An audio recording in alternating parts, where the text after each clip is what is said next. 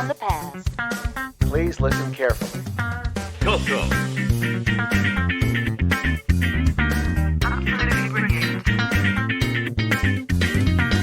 Welcome to the CoCo Crew Podcast. A delicious adventure into the world of retro computing news and information. Featuring the Tandy Color Computer. Hey, you got your CoCo 3 yet? CoCo.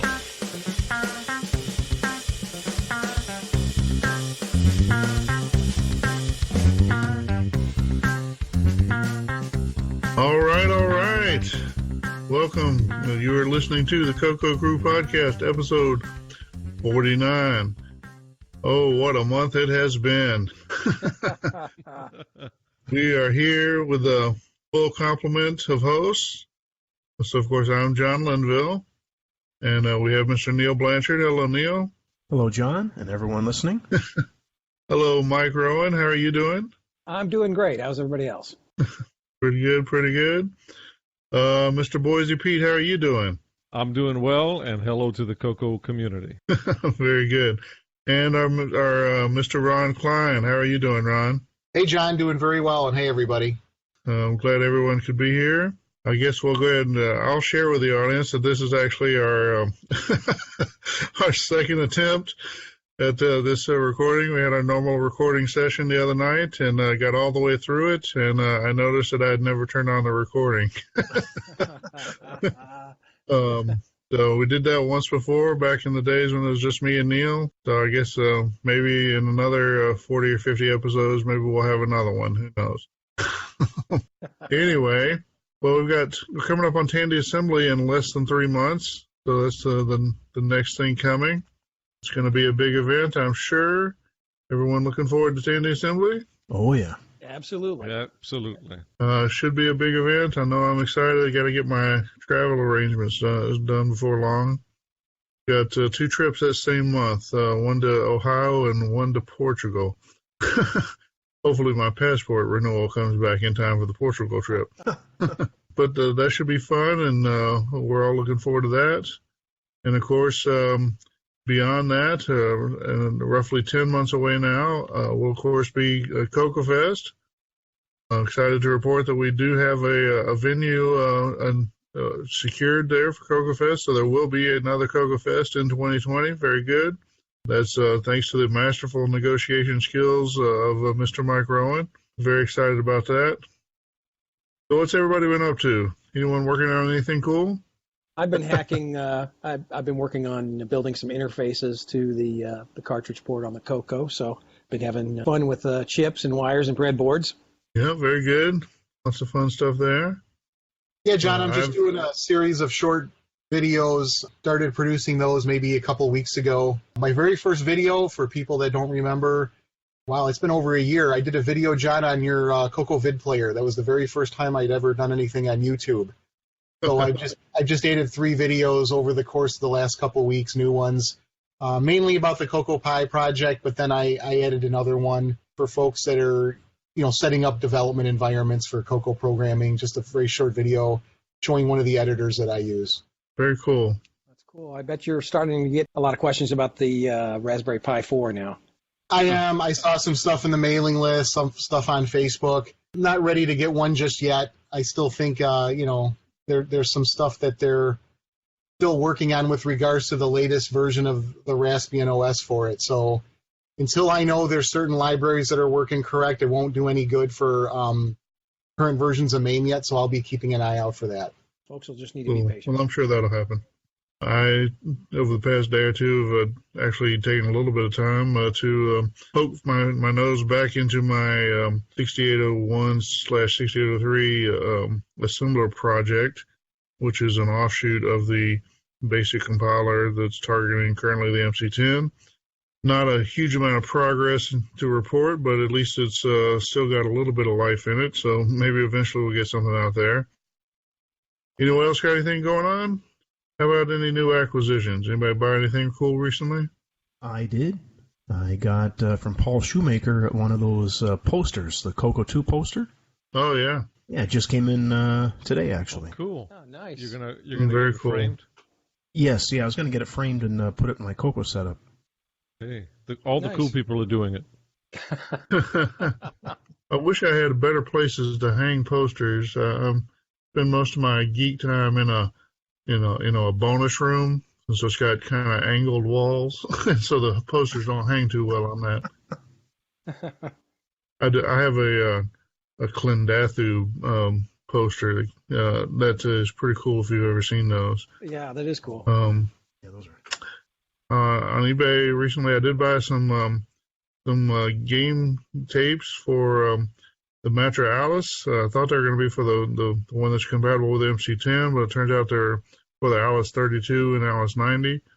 We all know I can't pronounce the names of the games. Something about a happy caterpillar or something like that. I did also pick up a copy of Varlock. That is a nice little missing piece added to the collection. Yeah, that is cool. Nice. Anyone else? Any other cool acquisitions? No, that's fine. That should make a nice introduction. Why don't we take a little break, and then we'll be back with the rest of the show. The dragon is back with 64K. Hurla, dragon's back. Cereal port in the case is gray. Hurla, dragon's back.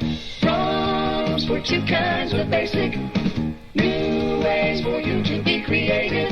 Fully compatible with the Dragon 32. Dragon Data Limited is proud to present the new Dragon 64.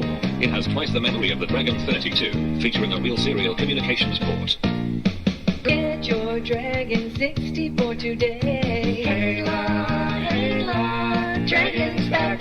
Dragon Data Limited. Make your Tandy color computer more versatile with great additions from Radio Shack. The Tandy multi-pack interface is just $99.95 and allows you to connect up to 4 program pack cartridges. Easily change between the 4 slots using the front panel switch or switch slots under software control. How about adding an 80-column adapter? Just plug in the WordPack RS cartridge to your color computer and attach a monochrome monitor. It generates crisp, clear 80-column text with true upper and lower case characters. And it's just $99.95. Find these and other great color computer products only at Radio Shack, a Tandy company. All right, CoCo Cruisers, now it's time for some announcements. You are, of course, listening to the CoCo Crew Podcast. We are available on Twitter as at CoCo Crew Podcast. That's CoCocrewPodcast, all one word. If you're prone to sending tweets, feel free to tweet at us, and you never know, we might tweet back. Depends on if I check the Twitter account on a timely basis. Let's see. We also have a page on Facebook. That one is has a more civilized name. That, of course, is called the CoCo Crew Podcast. There's 4 separate words. So if you are on the Book of Faces, do come and check us out. Join our group. We tend to share news there first, so our loyal listeners have a heads up. Occasionally we'll post there something more specific to the show or whatever. So if you like the show and want to keep up to date, then come and join us on Facebook. We are a podcast, so of course we are available on iTunes and Google Play. And, of course, you can download us through just our RSS feed available on our CoCoCrew.org homepage. So point your podcatcher at any of those sources, and you'll be able to download the show as new episodes are released. And, of course, if you are more of a streamer kind of person, then we are available for streaming on Stitcher, TuneIn, which, of course, is the service used by Alexa. And if you're, below the age of 30, you may want to use this newfangled thing called Spotify, where we are now available. Let's see. We have been turning our episodes into a video format using an automated process. Basically just the audio show with some static images in the background, our logo, and pictures of our show notes and that sort of thing. But if you like to get media through, if you'd like to access media through to YouTube, you may search for the show there. One handy thing, if you view the show on YouTube, you can turn on subtitles. So particularly if English is a second language for you, some people have reported that it's a little easier to follow the text as subtitles.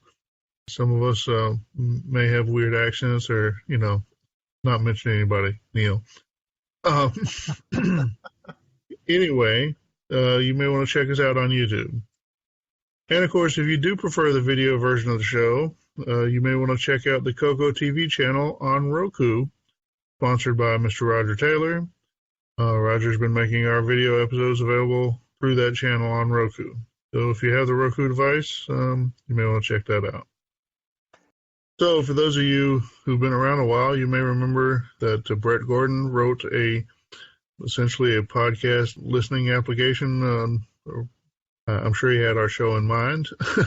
If you visit our website, CoCoCrew.org, down at the bottom of the page, you'll see instructions on how to install that software or how to use it. And we do publish every show. We make we call it a PDC file, I guess is what it's called. We make the shows available in the PDC format. So if you want to listen to the CoCo Crew podcast on your CoCo 3, it is possible. So feel free to check that out.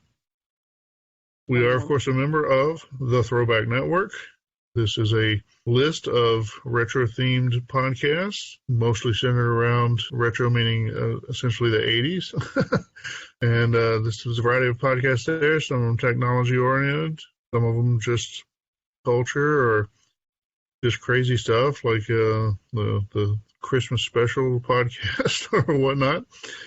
If you've finished up with if you caught up on CoCo Crew episodes and you're looking for another podcast to spend some time with, then we recommend that you check out the Throwback Network. We are also listed on the Game by Game Podcast Information Hub. This also is a list of retro-themed podcasts, in this case oriented around, particularly around technology and gaming. So you have console games and old computers from I think it reaches back to the 70s and some in the 80s and maybe even a few in the 90s. So again, if you are caught up on the CoCo Crew and looking for another podcast, then you might want to check out the Game by Game Podcast Information Hub. Audio for the CoCo Crew podcast is hosted by Cyber Ears. If you have a need to host audio on the internet for download, whether it be for your own podcast or a business or maybe your church or synagogue or mosque, we recommend that you check out Cyber Ears, where you will get your audio on your terms. If you want to reach out via email to contact the host of the CoCo Crew podcast, we do have a few email addresses available. The first three will reach all of the hosts. So this is for posting feedback or news ideas or anything like that. Show, SHOW, at CoCoCrew.org, CoCoCrew.org. We also have podcast, PODCAST, at CoCoCrew.org, and feedback, FEEDBACK, at CoCoCrew.org. And if you should wish to reach out and just talk to one of the hosts, we each have a CoCoCrew.org account available. I'm available as John, John. Neil has Neil, Neil. Mike has Mike, Mike. Boise, of course, is Boise, Boysy. And Ron, of course, is RON at CoCoCrew.org. So if you want to reach out with your comments, feel free. I think most of us will check email at least once in a while. Those are our standard announcements. At this point, we typically cover some announcements of events that are in real life that we think might be interesting to our listeners. First on the list this evening, coming up in July 12th through 14th of 2019, the Southern Fried Game Room Expo. This event is held in the Atlanta area. This is held in Atlanta, Georgia at the Marriott Renaissance Waverly. The Southern Fried Gaming Expo features more than 250 arcade, pinball, and console machines, tabletop, RPG, wrestling, music, tournaments, a vendor expo, exciting programs and guest speakers, film festival, and so much more. Game all weekend at #SFGE 2019 or 2019. Looks like a pretty cool event. Obviously gaming oriented. Lots of opportunity to play a variety of games, some computer, some not. If you're in the southeast part of the United States, I would think this is a good place to go. Yep, Mike and I went a couple of years ago, and every time I hear the name, I think of the old jingle, "Love That Chicken" from Popeyes. I can imagine so, huh? Coming up July 15th through the 21st, 2019, of course, is Kansas Fest 2019. This is the big event for the Apple II folks, if there's any listening.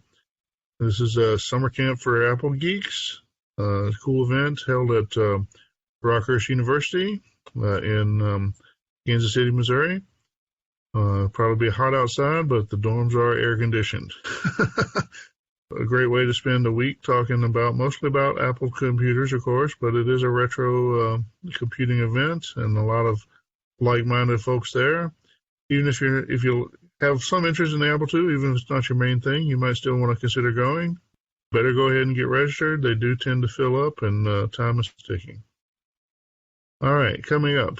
This was a submission by a listener, by the way, so we do take your feedback and sometimes include it. Coming up July 20th of 2019, this is the Classic Console and Arcade Gaming Show, which is being held at the North Olmsted Soccer Sportsplex in North Olmsted, Ohio. I guess that is in the Cleveland area. So if you are in or around Cleveland, Ohio, and have an interest in, looks like it's mostly console games, there might be some old computer stuff there. And if that appeals to you, then I definitely want to check it out. The Classic Console and Arcade Gaming Show, North Olmsted, Ohio. Any of you guys, Mike, you ever go to this? I went to the one in Columbus. I don't know if it's affiliated or if it moves around Ohio or if this is a different show, but it was definitely almost absolutely completely focused on gaming consoles. Sure. Yeah, I suspect it's the same show. I think so. Good show if you're into consoles, but not really a lot going on in the way of computers. That was the show, Mike. You sent me those pictures, and I was drooling, eh? Yeah. If you were into consoles, they had every kind of console, every kind of cart and disc, and you name it. Yeah, well, like I say, I suspect we have some overlap with people interested in gaming consoles. Yes, definitely. Cool. All right, well, again, this is July 20th, 2019, the Classic Console and Arcade Gaming Show. All right, coming up August 3rd and 4th of 2019, we have VCF West, or Vintage Computer Festival West. This will be held at the Computer History Museum in Mountain View, California, which, of course, is pretty much the heart of Silicon Valley. If you are on the West Coast, especially in that Silicon Valley area there, south of San Francisco, this will be your event. This year we're having an Apple I pavilion where there will be about a dozen original 1976 systems, including several up and running. There will also be a panel discussion featuring the owners. Hands-on exhibits are presented Saturday and Sunday. You'll find demos of 1960s mini-computers, 1970s homebrew systems, 1980s 8-bitters, and a few oddities. Some exhibits contain pristine original machines, while others focus on unique modern hacks and everything in between. So it sounds like a cool event. Obviously, the Computer History Museum is a cool place to go, if nothing else. Could be a good event. The VCF folks usually put on a good show. So if you're in the western part of the United States or otherwise convenient to the area, then I recommend that you check out VCF West. All right, coming up in September 14th and 15th of 2019, we have VCF Midwest 14. VCF Midwest will take place west of Chicago, Illinois, in conjunction with the Fall Commodore Expo ECCC, which I think that stands for Emergency Commodore Club Convention or something like that. You'll find a pretty broad variety of, like I said, 70s and 80s microcomputers. There will be a fair amount of Commodore participation. That's okay. It washes off. It's going to be held in Elmhurst, Illinois. Again, that is September 14th and 15th, Elmhurst, Illinois. should be a great event. I know the organizers are great guys, good bunch of folks have been putting on a show for a long time. It's in a new, bigger venue this year in Elmhurst, so we're hoping to see they've got room for some big iron this year, so should be fun. That should be pretty cool. I'll be there. Yeah, same here. I plan to be there as well. Awesome. 20 minutes closer for me. You basically take a break on driving, save 20 minutes on this 12-hour drive. More time for fine fried chicken. Oh, Lord.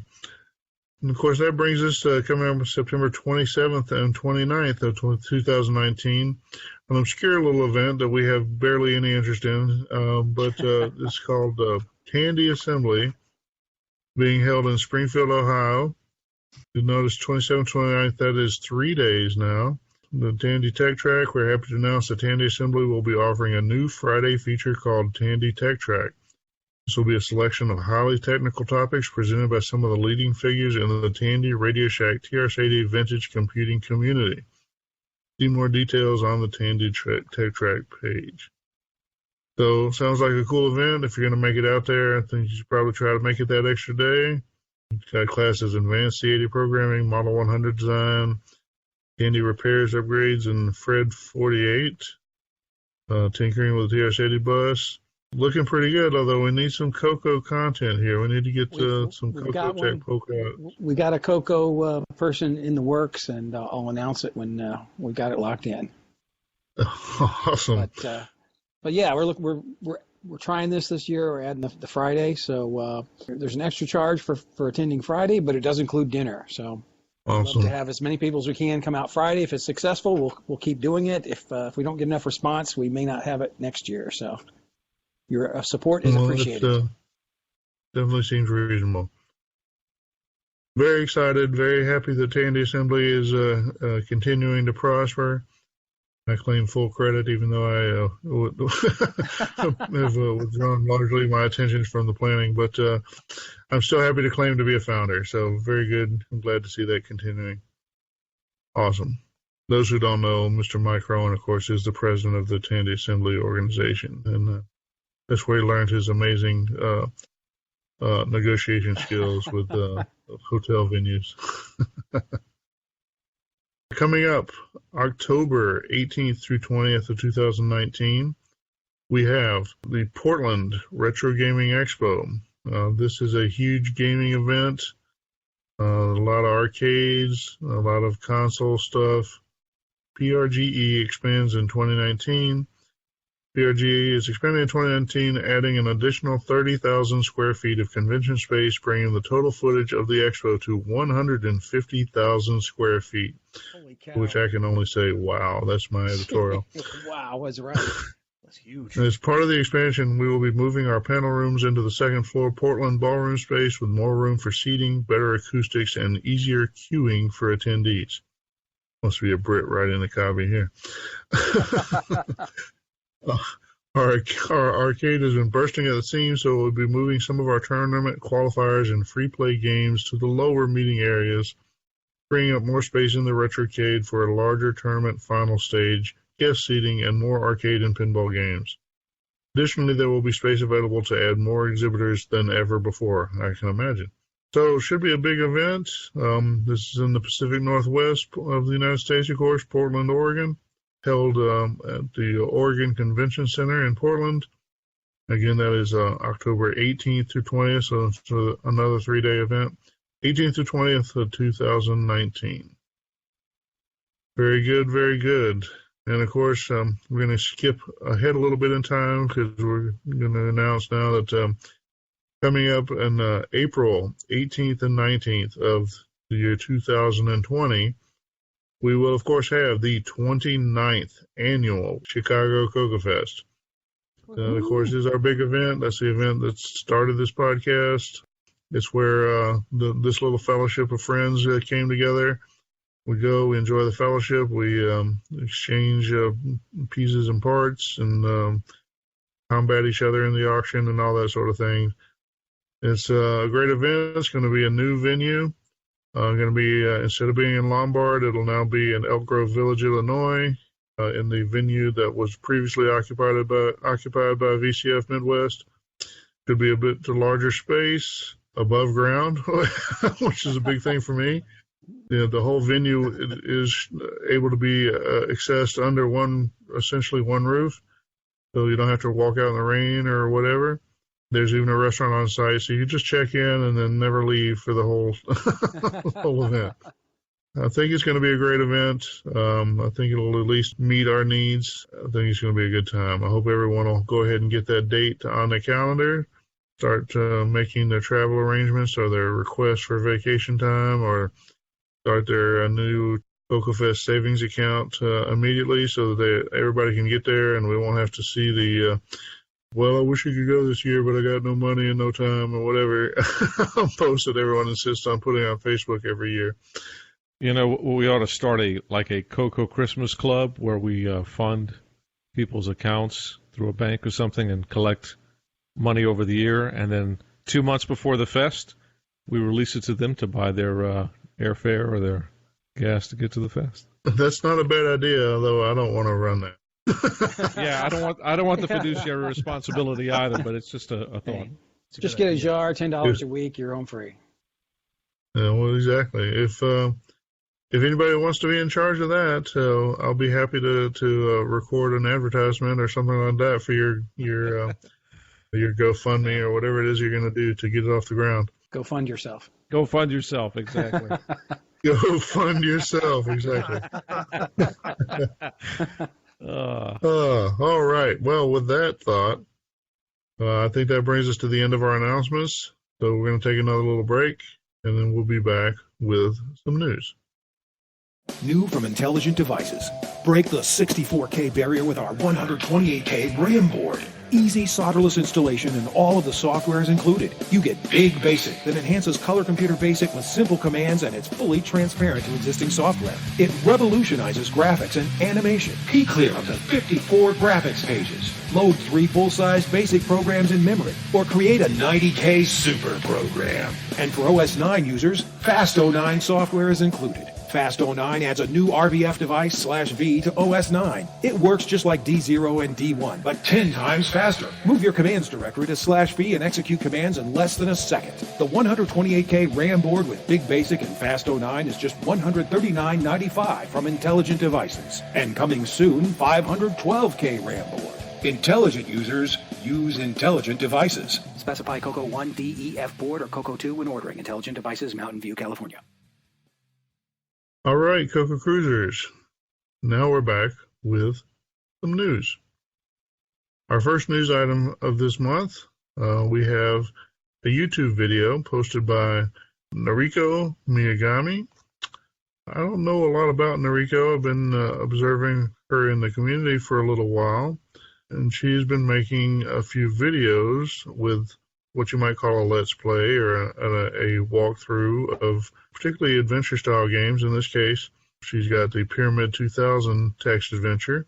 If you are a fan of text adventures, or if you just kind of like watching people work through them or whatever, or if you're a huge fan of Pyramid 2000 and you never quite got out of it, got to the end of it, you may want to check this out. You know, it might be time well spent. And if nothing else, it might get you inspired to go and play with the CoCo by yourself. Go and check it out. Thank you, Noriko, for posting that. Very cool. All right. The next item. Now, this link is a picture. It was an Instagram posting, and it's from the account of Johnny Galecki. And who is Johnny Galecki? I think you'd be forgiven for not knowing, but if you're a fan of The Big Bang Theory, Johnny Galecki, of course, played the character Leonard, which was one of the main characters, the saner of the main characters on the show. Those who are fans of Big Bang Theory know that the show has recently completed its run and has gone off the air. And so you can see it's basically kind of like a thanks for the memories or, you know, whatever kind of picture, showing his, I believe it's the writer's room for that show. Now, why does that matter? Why am I talking about it? Well, if you look at the picture, you'll notice that there's one individual, and I have no idea who that person is, but pretty clearly wearing a Radio Shack TRS-80 logoed black T-shirt, as is available to order on the internet from, of course, Tandy or RadioShack.com, I guess. I know I've got one of these T-shirts. I know several of our audience members and CoCo Fest goers and other kind of people in the community have them. I'm not sure the TRS-80 has made many appearances on The Big Bang Theory, although if you watch the spin-off show Young Sheldon, which follows one of the other characters earlier in life, you'll know that they spend a lot of time talking about the TRS-80 and visiting Radio Shack, and clearly somebody there is at least a bit of a fan of Radio Shack and Tandy computers in general. So, I think it's cool. Hopefully you will too. So check it out. Link in the show notes. So this one, maybe a little controversial, maybe not. I don't know. Story on Eurogamer from Wesley Yin Poole is the author of the story. Titled, Nintendo Pulls Switch eShop Game After Dev Reveals He Sneaked in Basic Code Editor, quote-unquote, Easter Egg. We've got someone who produced a Switch game, Switch as in the Nintendo Switch, and within the game, the developer had a Ruby, that's a Ruby language, interpreter and a code editor as an Easter egg.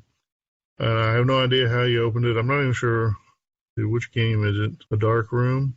I'm sure somebody thought that was pretty cool to give a way for people to have their Switch and be able to write a little Ruby code. And Ruby, of course, is a scripting language.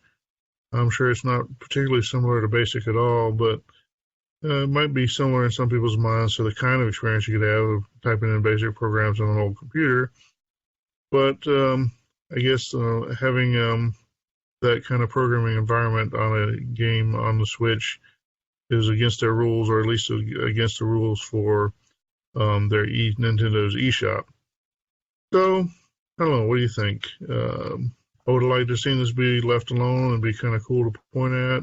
There might be some security issues, I guess. Yeah, I think it's the problem is the sneaked part, right? This guy was just going for his 15 minutes of fame or something, but I don't think it's cool to sneak something in and pull a surprise on the guy writing your checks. Yeah, well, that's true. I mean, it's a cool thing. I wish Nintendo would allow authors to deliberately put in planned Easter eggs. I think it'd be good for them. Yeah. Yeah, I do think it'd be cool. I don't know how much it helps our market. Probably make zero difference, but I think it would be cool. It might expose some kids to programming that otherwise won't get as much exposure. Maybe not. It may just be an old man being wistful about the good old days. So they have their terms of service, and I guess he violated them, so not much else to say about that. It would have been cool. Oh, well. All right, well, that's it. Moving on. As our first Jim Gary sighting of the day. So Jim posted a YouTube video. It says, working on Telengard for MC10. So I'm working on scrunching Telengard down to 20K. Don't know if it's possible, but I've managed some pretty amazing compactification in the past. I don't know if he just created a new word there or not. Should contact Webster or, whatever dictionary the Canadians prefer. Anyway, he says, we'll see. At least it'll work for MCX. Basically, it's just, Jim Gary at his best here, creating another game for the MC10, one based on Telengard, which I guess is a well-known. What would you call this style of game? It's not quite a text adventure. Maybe it's more like an RPG. Yeah, it's kind of a role-playing game, yeah.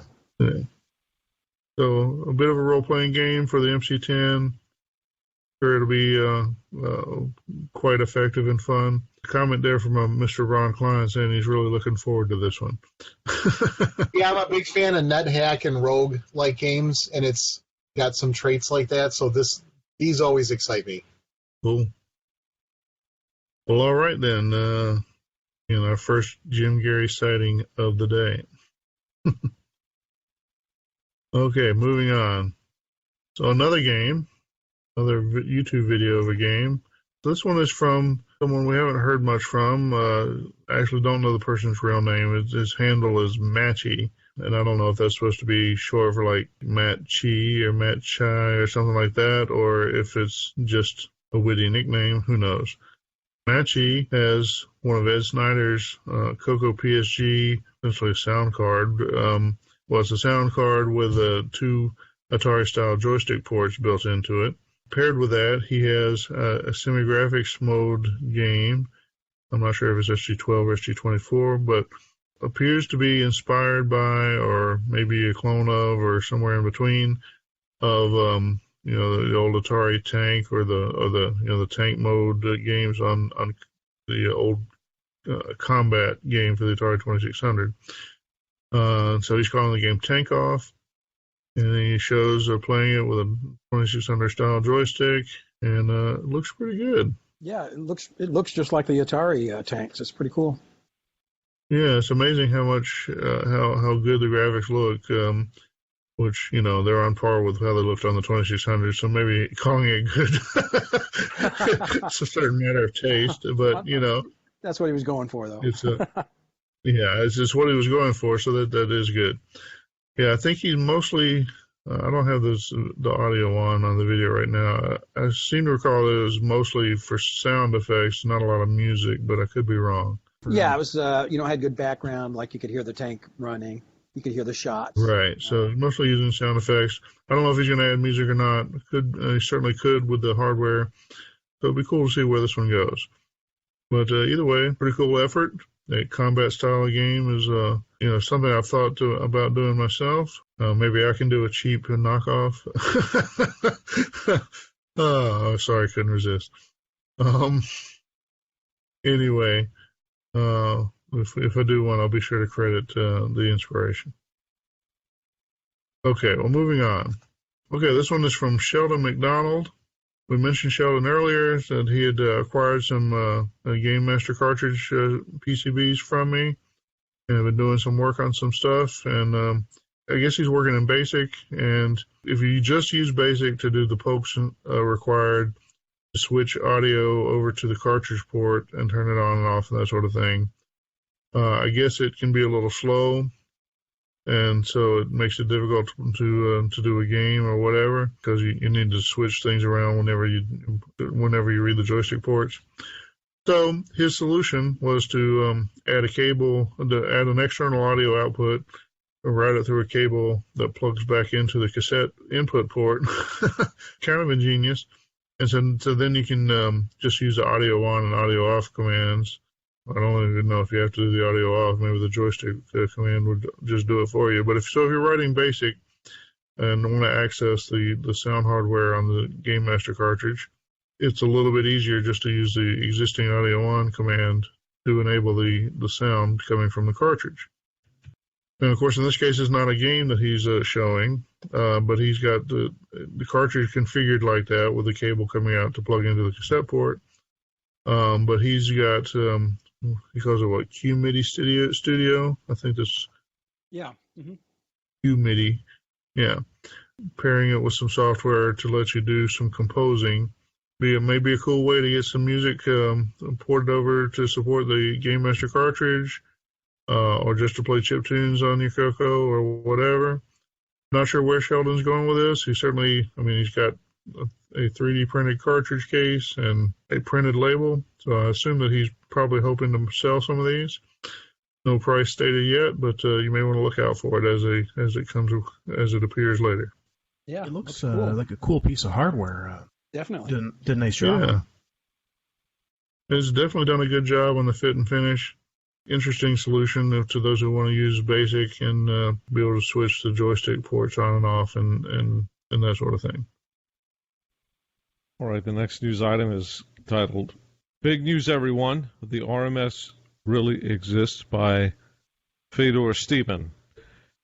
So this is an article, or a post rather, that Fedor made on Facebook about some research that he's been doing on the Motorola raster memory system chip that was designed, I think, in the mid-'80s. It was going to be put into the successor of the CoCo 2, which we all presume was the CoCo 3. but the gimme won out on that because of cost by Tandy. But Fedor explored some other leads he had and found out that the chipset was being used by another system, and has been doing some really good research into that, the chipset, how it was used, the system that it was used in, and bringing this information to the community. So I applaud him for doing that. That's very good work. Yeah, it's pretty cool. Like I said, it's good detective work, and interesting to trace down that little corner of CoCo history. Recently, just the past couple of days, I was listening to an Odyssey 2 game console podcast, and I remembered that we had several episodes back, we had a link that apparently there was some consideration for the Odyssey 3 or maybe even the Odyssey 4 follow-ons that I guess never really saw the light of day, but apparently one of those was there was a potential that might have used the RMS chipset as well. So I passed that on to Fedor, and he seemed pretty excited to get the news. So who knows? Maybe he can track down an Odyssey 4 prototype and see what that could do. Yeah. The next news item is titled Roguelike on Apple II, Raycasting a Line of Sight by Christoph Minibuff. This is an article about raycasting. Raycasting, it's a rendering technique to create a 3D perspective in a 2D map. And this is explaining how to do it, looks like, for a particular game on the Apple II. The graphics rendering technique for basically turning 2D data into a effectively 3D or projection, a 3D style projection onto a monitor, and is made famous in games like Wolfenstein 3D and Doom back in the early to mid 90s. The graphics hardware in the Apple II is somewhat different from what the CoCo has, but maybe not entirely different conceptually. And it's just, of course, it's a 6502, and that's different from the 6809, but also has some similarities. And so if you read through this article, maybe you'll pick up some insights and learn a little bit more about the raycasting technique in general, and maybe you can produce, of course, we've already had the Gloom engine or whatever that sometime, gosh, it's so long ago now, but that we had the game that Stockmaster did the engine and Nick Morentis did the game on, and you might could do something similar. So, food for thought. Okay, the next news item, Old Code and Benchmarks and Basic 09 by my good friend and former MicroWare colleague James Jones. This is an article on Vintage is the New Old. And James, who's a computer science guy, is exploring how certain benchmark programs run on Basic 09 versus Color Basic in terms of the run speeds. Very interesting article, very analytical, and is a good piece to read. Yeah, it's a good read. And so like I say, it's a shame that he didn't have it ready for your call for papers at CoCo Fest. It would have been a good addition to that. No doubt. Zork and the Z Machine, bringing the mainframe to 8-bit home computers. So for those of you who don't know what Zork is, it's a text adventure from back in the day. It used an interpreter called a Z Machine, which you would write your games in, I believe it was Z code. This talks about bringing it to a particular game, I guess, right, John, to 8-bit home computers from a mainframe. I don't know which game they're talking about. Yeah, I mean, it probably is specifically for Zork, but, the basic, it's sort of a retelling. I mean, it's not new information, but not everybody's been around forever. And so it might be interesting to people who don't already know kind of the basics of what the Z Machine is and why it was used instead of just doing everything with raw assembly code or whatever.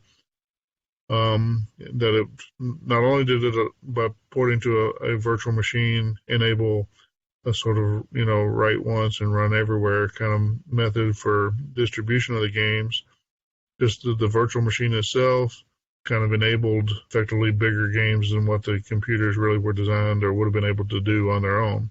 So kind of a cool information article for those who weren't paying much attention to the Z Machine in the past. Maybe they want to take another look. So I'm looking at the article now. It looks like they did this on a DEC PDB-10. Wow. So this actually, Zork never ran on that initially, correct? I'm not even sure. Some big machine at MIT. Well, what would be interesting is if you take a technology like that and then backport it to an older system to see if it would fit. I think that's what this article is about, just glancing at. But that's a cool thing of itself, right? Taking a newer technology or a newer at the time technology and trying to retrofit it back on a computer 10 years before that technology was in use. Very cool stuff. It's time again. It's time to learn. It's time to connect. People from across the globe will travel to one place to celebrate. It's time to assemble. Tandy Assembly is North America's only vintage computer show, dedicated exclusively to all makes and models of Tandy and Radio Shack computers. In our third year, we're happy to be adding a new offering for Friday afternoon, Tandy Tech Track. These special classes are designed to take you even deeper into your Tandy computer. And dinner is included. See our webpage for details and pricing. Tandy Assembly is held in Springfield, Ohio, just 30 minutes from Dayton International Airport. Event and hotel information are available at our website, tandyassembly.com. Children 12 and under are free. And as always, you can register and pay online. So join us on September 27th, 28th, and 29th in Springfield, Ohio for Tandy Assembly. Some assembly is required. Tandy Assembly. Since 1994, Cloud9 has been making cool stuff for your color computer, like the Cloud9 Mini Flash, a flash cartridge for your color computer or Dragon. The Mini Flash gives you a total of 4 16K banks of flash memory.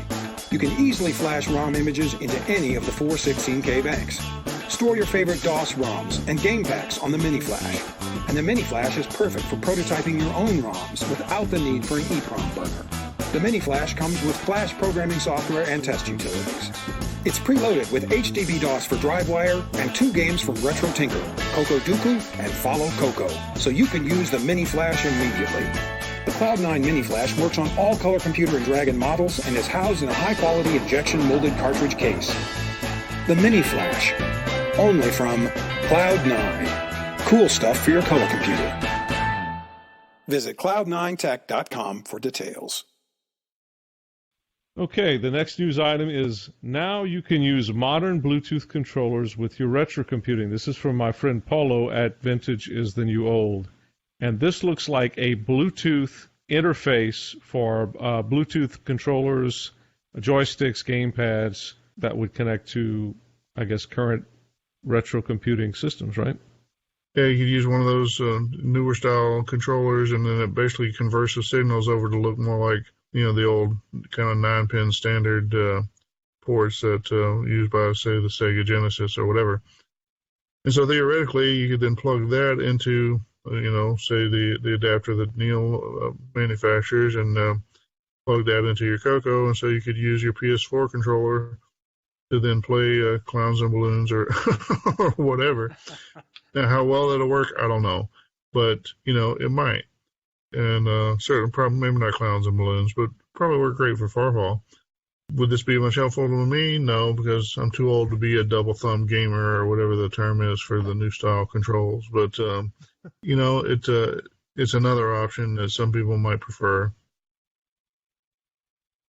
Our next news item is from our good friend Mr. Jim Gary. It's titled Google Drive Link with MC10 Software as Waves, and it looks like a link to a Google Drive with a bunch of folders with different people's names on it and some WAV files embedded in those, maybe games?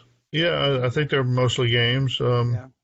But yeah, it's a software repository for the MC10, distributed, you know, like I said, as WAV files, so you could play them, you know, store them on your cell phone and plug them into the cassette port on the MC10 and load them up. And, you know, sometimes it can be a little hard to find software for the MC10, so nice to have that little repository.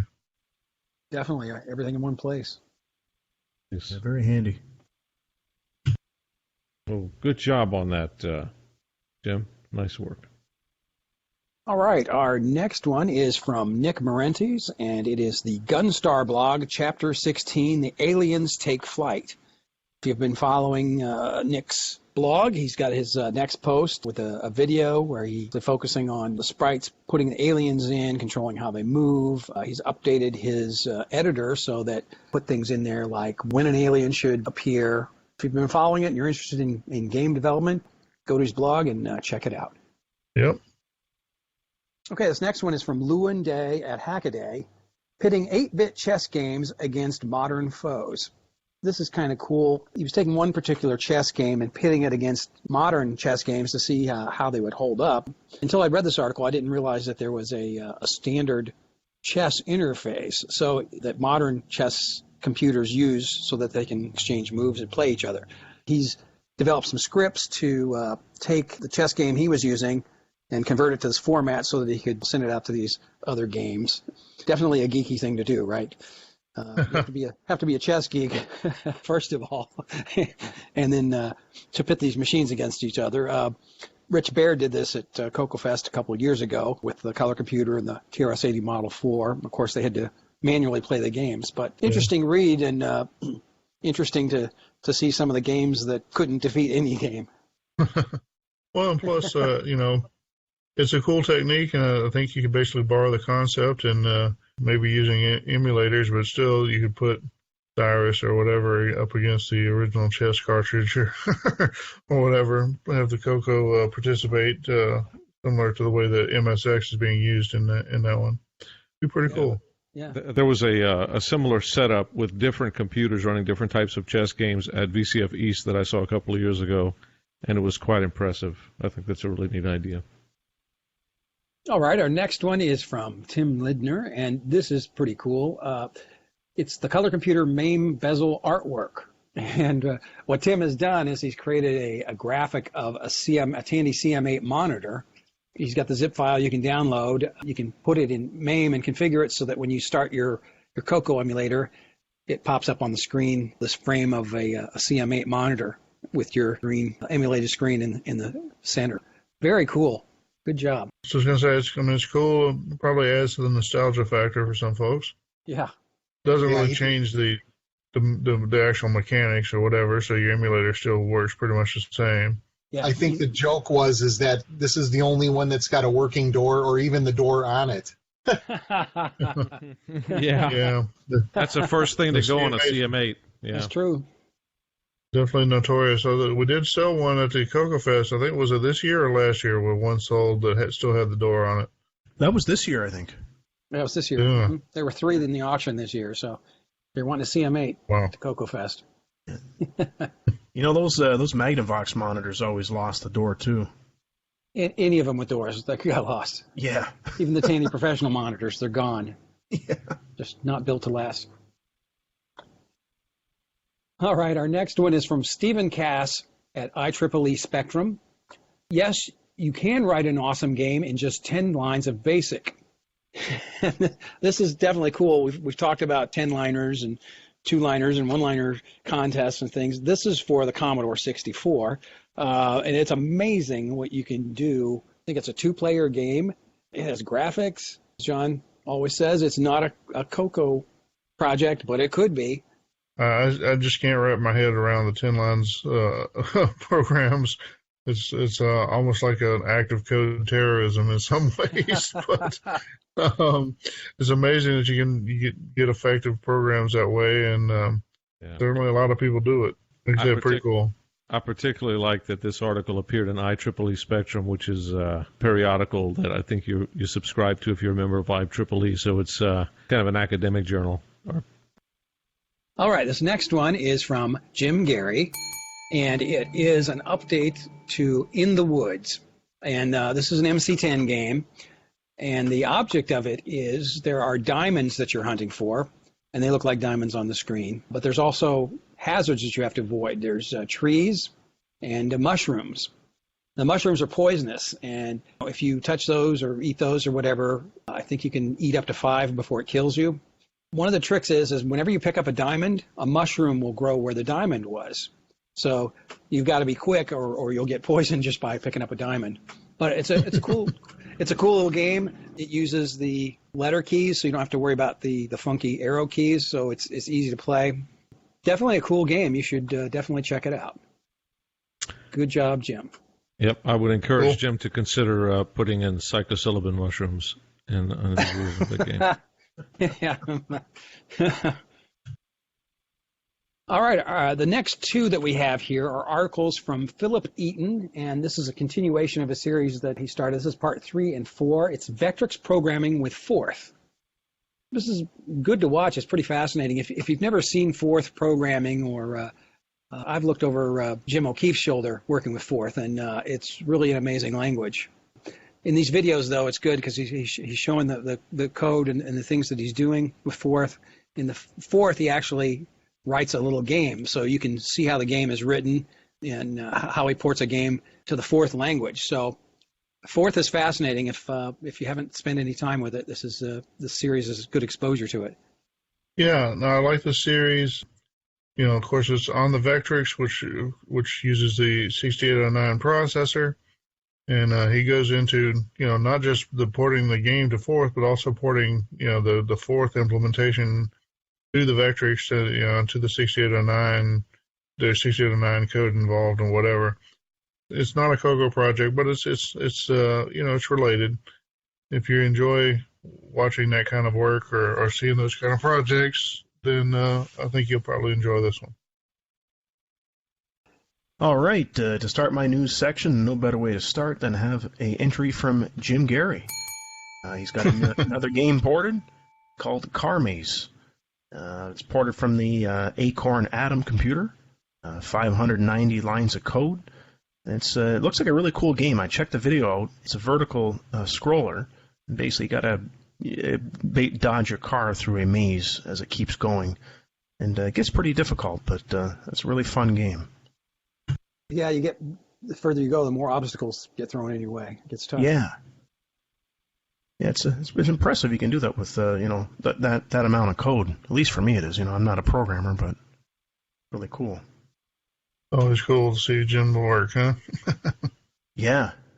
Yeah, he's definitely brought a lot of games to the MC10, that's for sure. The Dragon microcomputer was launched in the UK last year. Since then, we have developed a knowledge and mastery of the machine's capabilities. You can benefit from our experience by subscribing to Dragon User, which is expanding its coverage to include all US developments. Each issue of Dragon User contains reviews of the latest software, programming advice for beginners, hardware projects, program listings for games and utilities, reviews of Dragon peripherals, technical advisory service, programming articles for users. Dragon User is only $29.95 for 12 issues, airspeeded to US and Canada. Make the most of your new Dragon microcomputer with Dragon User, the international independent magazine for Dragon owners. 1863. Confederate forces invade the northern states. Battle of Gettysburg. A tactical battle simulator that allows you to lead thousands of soldiers in the Battle of Gettysburg as commander of the Union Army. Your decisions and military performance play a crucial role in the result. Lead your army and win the Battle of Gettysburg. Rainbow Magazine says, this game provides the best feel of any tactical game for the color computer. Color Computer News says, win or lose, you will know you have been in a battle. Battle of Gettysburg requires 16K extended basic with joystick and cassette. Battle of Gettysburg from Soft Ride. All right, our next news article is from Steve Bamford. This one I'm really excited about. We've been kind of waiting for this one. Listening to my work-in-progress game for the very first time through a real GMC.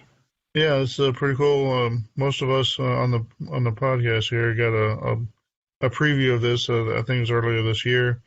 So Steve's been working with the GMC emulation stuff in Extra or possibly in MAME, whichever one. But he's produced a little game. It's I guess it's a platformer, or maybe there's one platform anyway. But it kind of reminds me almost of a Mario Brothers or something like that. But it's a cool game. Nice use of the four-color red, green, blue yellow mode, and of course it's using the Game Master cartridge for a cool little audio soundtrack. Everyone seems to enjoy it, even some of the people who don't seem to enjoy the audio on Farfall.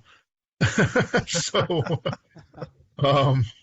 good work, Steve, on that. Definitely looking forward to him getting a complete project and hopefully maybe getting actual games produced and made available to the Dragon and CoCo public. I think it'll be a great thing. Oh yeah, it's gonna be. It's nice. I mean, this is arcade quality, and I see this. This is great. Yeah, it is, and his demo's on the Dragon. So, and he was saying it's actually playing a little slow because it was 50 hertz instead of 60 hertz, but sounds incredible. Yeah, it's still good. Yeah, good stuff. We're looking forward to it, Steve. All right, our next news article is from Andre Ballista. Set up for a tool chain for Color Basic, Notepad Plus, and XRoar. Yeah, so Andre, I think, did a tool chain setup for Pascal or something in the past. So basically, he's got something here for those who want to program in BASIC, and it's sort of just kind of like a how-to or Kickstart or something to get people started on being able to use their modern PC and do some programming for the CoCo. So it should be cool. I'm sure there's some people who can benefit from that little head start. There's stuff that they just don't know or haven't thought about on how to make things work together. Andre's solved that problem for them. Cool. Yeah, definitely handy. All right, our next news article is from Mark Selfridge. This is really cool. I saw this on Facebook. It's a CoCo 3 8-screen 2 image converter. Like I said, I think a lot of people have done projects like this at one time or another. It's kind of a first, how do I do something cool with the CoCo? Well, let's see if I can get a picture to display on it. And so he's done, of course, he's done a great job at that part, and then he's actually made the tools available in a consumable form so that the normies out there can pick it up and achieve the same result without having to program it themselves. So that's kind of cool. Yeah, and when you see the image quality looks really nice too. I was impressed. Yeah, it's a cool tool. Awesome. All right, our next news article is from John Day.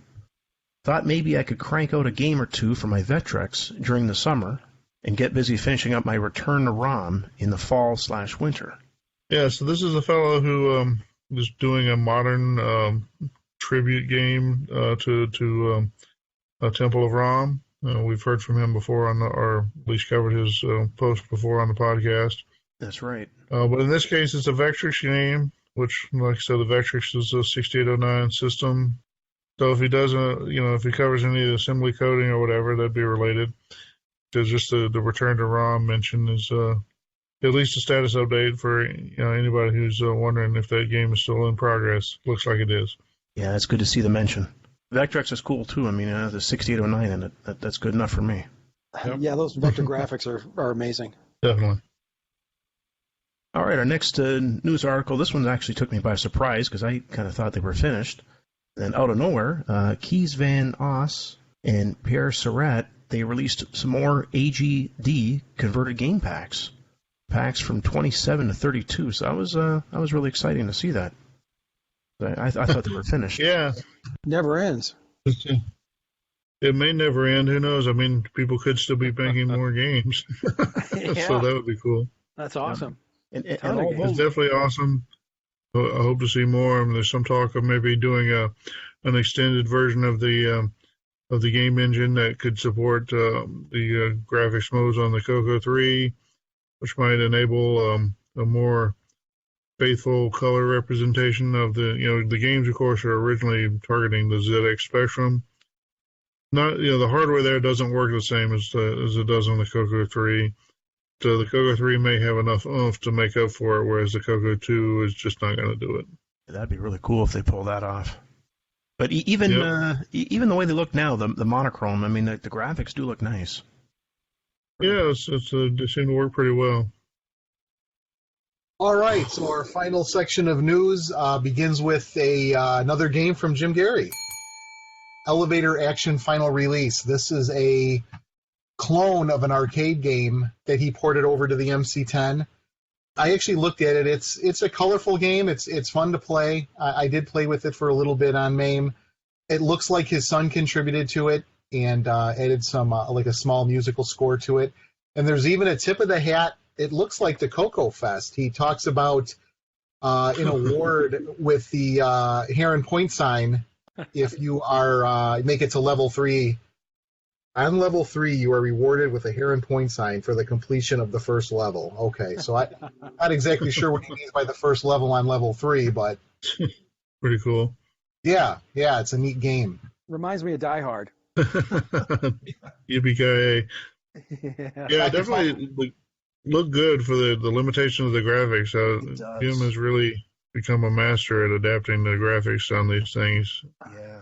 There's almost nothing for a challenge for him anymore. We got to come up with something here, see what he can do. You know, he does write a few things that take advantage of the MCX 128.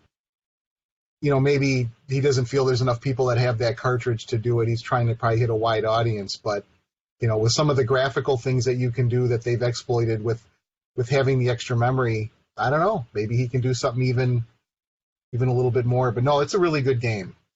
Yeah, I wonder what the sales numbers are on the MCX 128. Maybe Ed Snyder could tell us. I don't know if he's ever revealed that. That's a good question. Are they still in production? You know, I don't know. I think Ed's got a storefront now, but I don't know if he has those listed. Yeah, it seemed like it was just until the last run ran out. So yeah, that's what I thought. So for what it's worth, looking at Ed Snyder's Zipster Zone buy page, I did not see a listing for the MCX 128. So unless there's somewhere else that he makes them available, not available. It's a collector's item now. Saturday, start bugging Ed, and maybe he'll do another run. Yeah. There you go. Okay.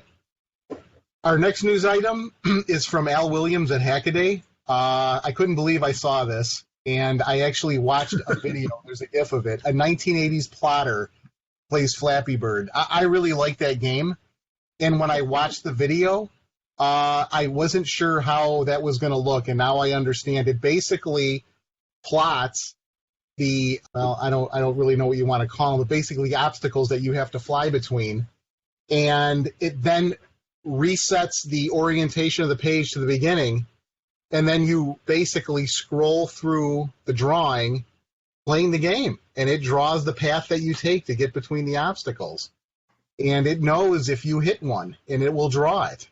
It's unbelievable. And it actually moves pretty quick. They say it moves at about 20 frames a second.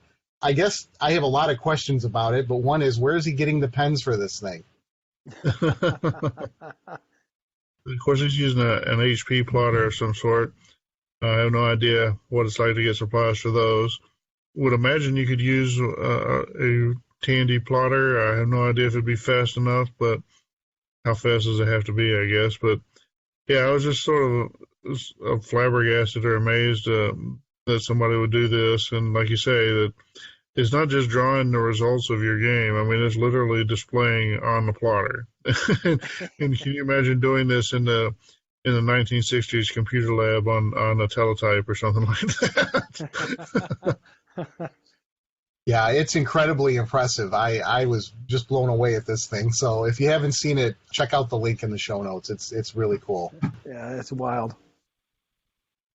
All right, the next news item, it's a name from the past in the CoCo emulation world. Actually, it was my first introduction to emulation at all. Jeff Vavasour, his old CoCo 3 and CoCo 2 emulator, I think he's done a few other emulators.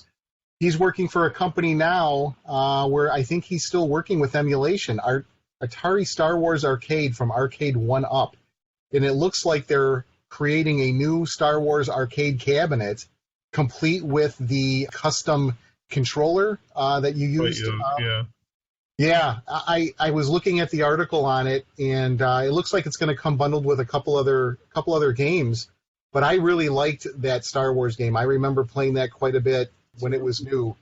It looks like the whole cabinet and everything's going to be available. Now, I'm not sure on the price. I thought I saw something of around $500.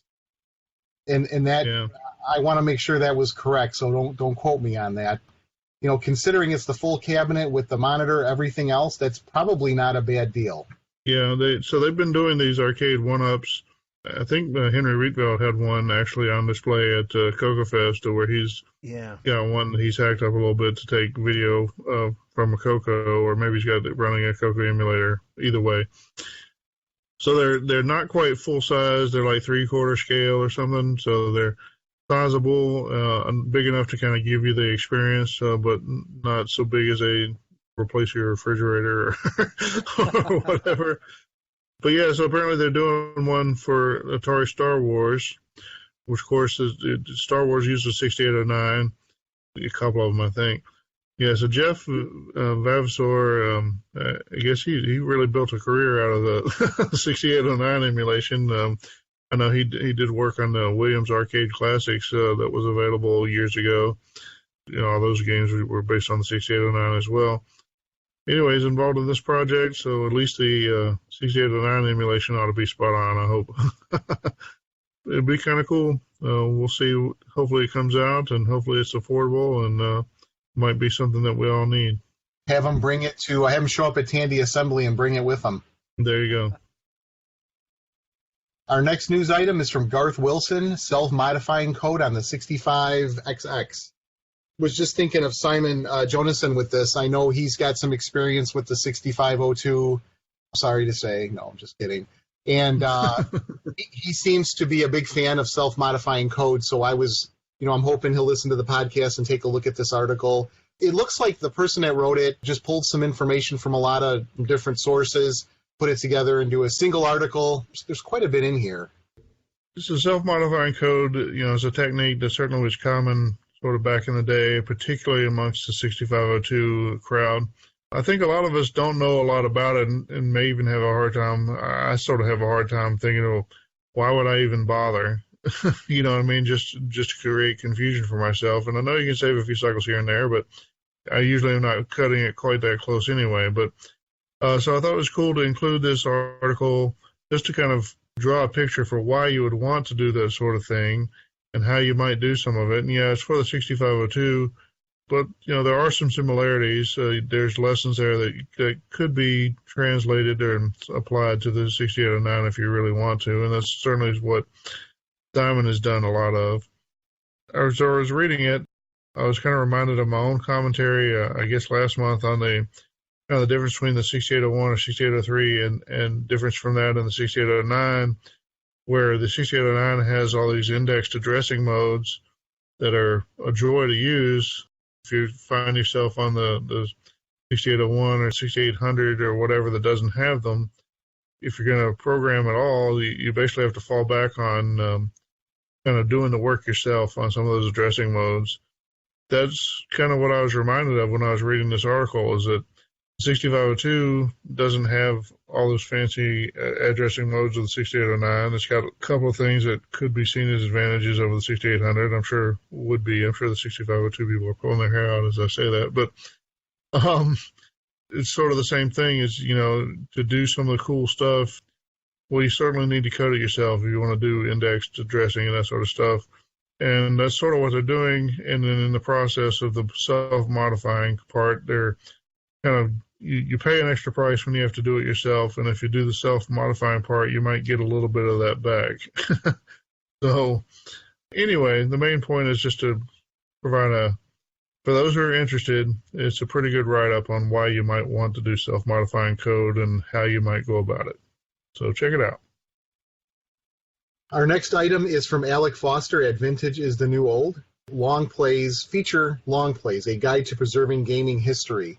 This is actually a very, very good article on what he considers long play. And basically, he's trying to capture gameplay from start to finish for quite a few games, including trying to expose as much of the content within the game itself. Now, while that's interesting, and he's put out a few hundred videos, what I thought was really the best part about this article is the fact that he really provides a lot of detail on all the preparation needed to capture these videos, whether he's using it off a real system, he's using it through emulation. if he's taking advantage of any video capture built within these emulated programs to help. And then he talks about how he does the editing, what tools he uses. It's really a very thorough article on that. So for folks that are doing any type of, including myself now, I'm starting to delve into that a little bit. So for folks that are trying to capture, even retro computer video and things, and they need to edit the content, this is a great article for folks to refer to. Yeah, definitely. I thought it was a cool article for all the things you're saying, and just for the top level point of when you do a long play, we started the first news item was a playthrough. There's a lot of value in doing those, not just to show people how to get through a game, like a text adventure or something that there's going to be a lot of hint booking, shall we say. But it's also cool just to roll through all the different pieces, explore the whole game, and give it's a historical document. You're actually, showing what that was like. Who knows if this stuff will be available in 100 or 1,000 years, but it might be, and it'd be cool if we actually could cover all that and everybody could look in and what really happened inside of Phantom Slayer, you know what I mean? Or Dungeons of Daggerath or something like that. Yeah, it's a great way to preserve that history. All right, well, our last news item, Jim Gary, actually. He has a contest called Type In Mania 2019. It looks like made a slight change to it. There was a trophy that he was giving away. It's based on getting a high score with some games that he's earmarked. I think one of the ones that people have been trying to play is one called Busters. This is also a game that's available, in case folks don't know. Jim Gary has a online JavaScript page where you can actually run MC10, his programs under an MC10 emulator. It's actually very good. He just talks about a deadline for it. If no one can beat or post the high score, I guess I wasn't part of this, but there must be something going on with Stevie Stroh, where maybe the trophy's going to go to him if no one can post the high score or beat the one that's already out there. I think by the time we're recording this, I think the contest has already been resolved or whatever. Kind of my point in including this one was, if you read the beginning of that, the write-up there, it sounds like it must have been running for a while, and I don't know how long, but somewhere at a time where he didn't get as much participation as he had hoped for. And, I had not heard of it at all. And I think nobody else on the panel had heard of it. No. And so the point I was sort of trying to make by including this one is, Jim, we have a pretty good audience here. Maybe you should make us aware when you've got a contest running. Maybe we can help you publicize it. So, I think he probably eventually got his contest resolved. But next time there's a contest, fill us in. Maybe we can help you get a little more participation. All right. Well, I think that's all of our news items. And we're going to take a little break. And then we'll be back with some feedback. There are many great word processors for the color computer, but there's only one that gives you the simplicity of a point-and-click interface. It's Max 10 from Colorware. Max 10 is a true WYSIWYG word processor. WYSIWYG means what you see is what you get. What you see on your screen is what you will see on your printer. Combine multiple fonts, incorporate pictures into your documents. Format in columns, making newsletters a joy to work with. Max 10 is so easy it's almost completely intuitive. Max 10 from Colorware, the word processing program you've been waiting for.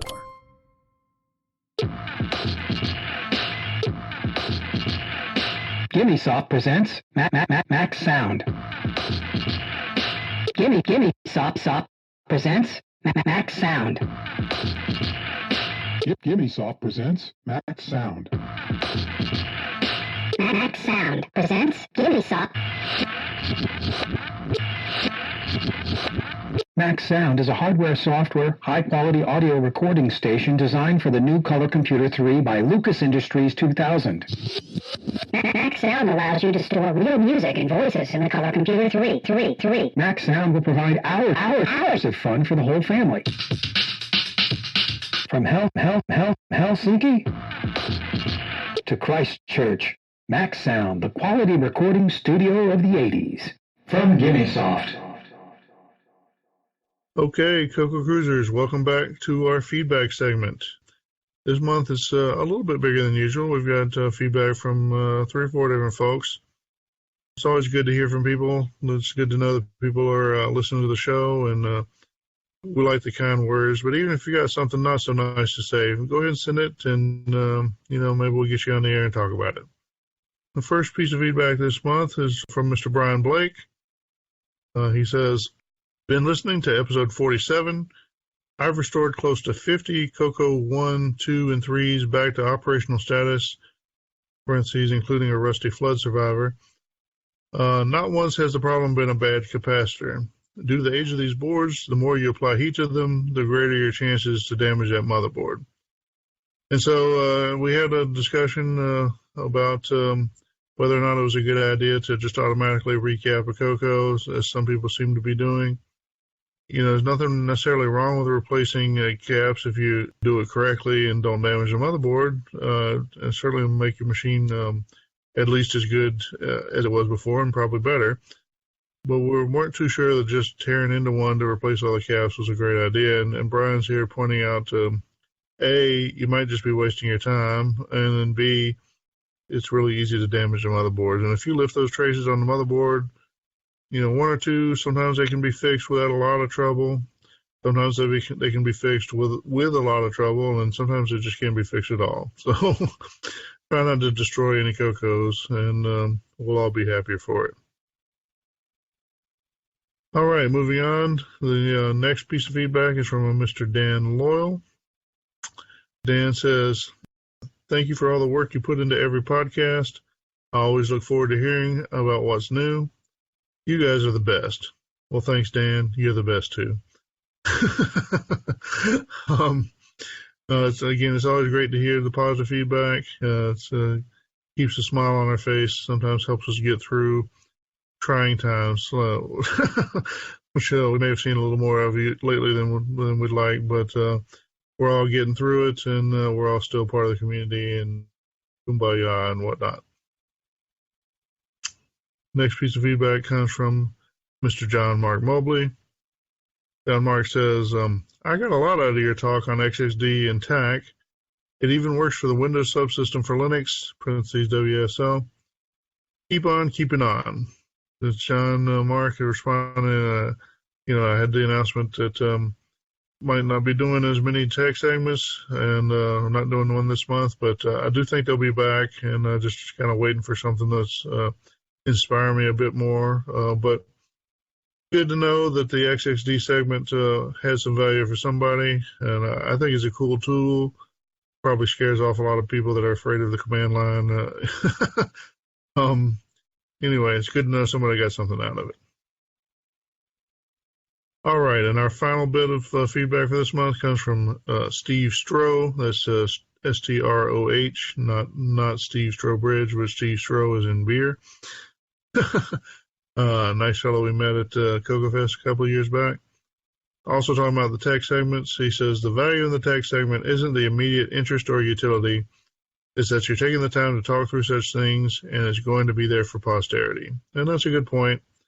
We're covering a few things. A couple could be historical footnotes, might be of interest at some point, or it might be the one thing that gets you over a hump and gets you on making progress with your project. Who knows? Hopefully somebody enjoys them all, and like I said, I expect there'll be more, but not this month. This month, we also have some audio feedback from Diego Bariza. Hi guys, I've been meaning to send you some feedback sometime for months and months and months. Well, after hearing the latest podcast when you were talking about how do you go about creating programs if you first write the graphics or start with the code and go to the hardest parts and whatever. Well, it just turned out that I started writing a new game a couple of days ago, and I wanted to give you some feedback about how I do it.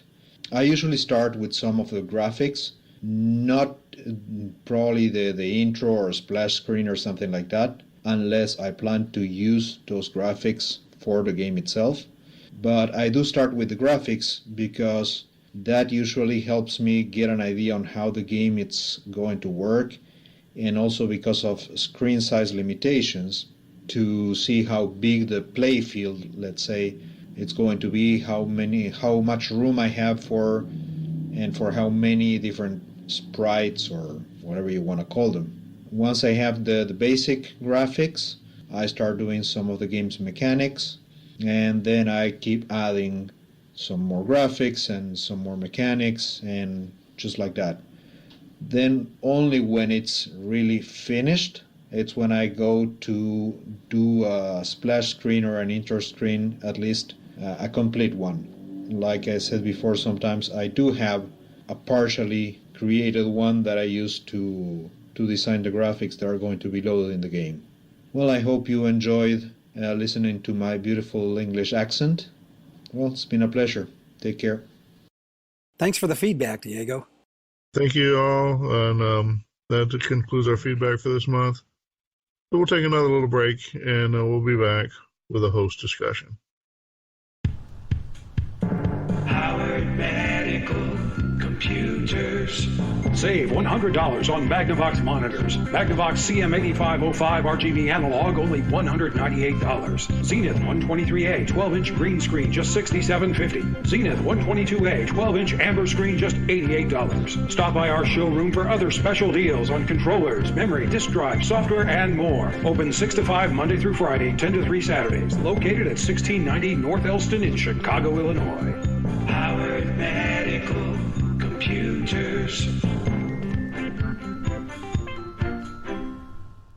So you just purchased a TRS-80 Model 1 on the internet? Yeah, it's going to be great. It was my very first computer. So did you get a tape player and cassette cable? No. How about an expansion interface so you can have more RAM and disk drives? No. How about actual 5 1/4-inch floppy drives? No. You're not going to be able to do much with your TRS-80 Model 1. No, I guess I have a lot more purchases to make on the internet. It's probably going to take a lot more time and money to gather all of those other components, especially when you can't be sure they'll even work until you receive them. Yeah. Don't worry. For about the same price as all of those items, you can purchase the Model 1 system expander from Bartlett Labs. Yeah? The M1 SE allows you to boot directly into LDOS and access hard drive images stored on compact flash. Wow! It also adds extras like an SVGA port, Ethernet, real-time clock, and joystick port. You can even move software directly from your PC to your TRS-80. You'll be enjoying the entire catalog of TRS-80 software in a flash. Where can I get one? Just go to bartlettlabs.com for details and pricing. Thanks. Bartlett Labs, making your TRS-80 what it was meant to be. All right, welcome back to the CoCo Crew Podcast. At this point, we're going to have a little host discussion, hopefully entertain you, give you some food for thought, maybe provoke some more action, hopefully in a peaceful and thought-provoking sort of way. The question we want to talk about, what are some ways, how can we contribute to the community with something other than designing hardware or writing code? So, I mean, it's obvious if you want to do something in the retro computing world, either building some hardware that everybody wants to expand or repair their CoCos, everybody can see that one as a value. Writing some new software, a game or a utility or whatever, everybody can see that as a valuable contribution. But not everybody can do those things. Not everybody has a computer science degree or an electrical engineering degree or whatever. Not everybody's just even interested in those things, but a lot of people still like the CoCo for well, there is camaraderie and whatever, or there's just a nostalgia factor or whatever. So the community is important. We want to keep the community strong. So what are some ways to do that?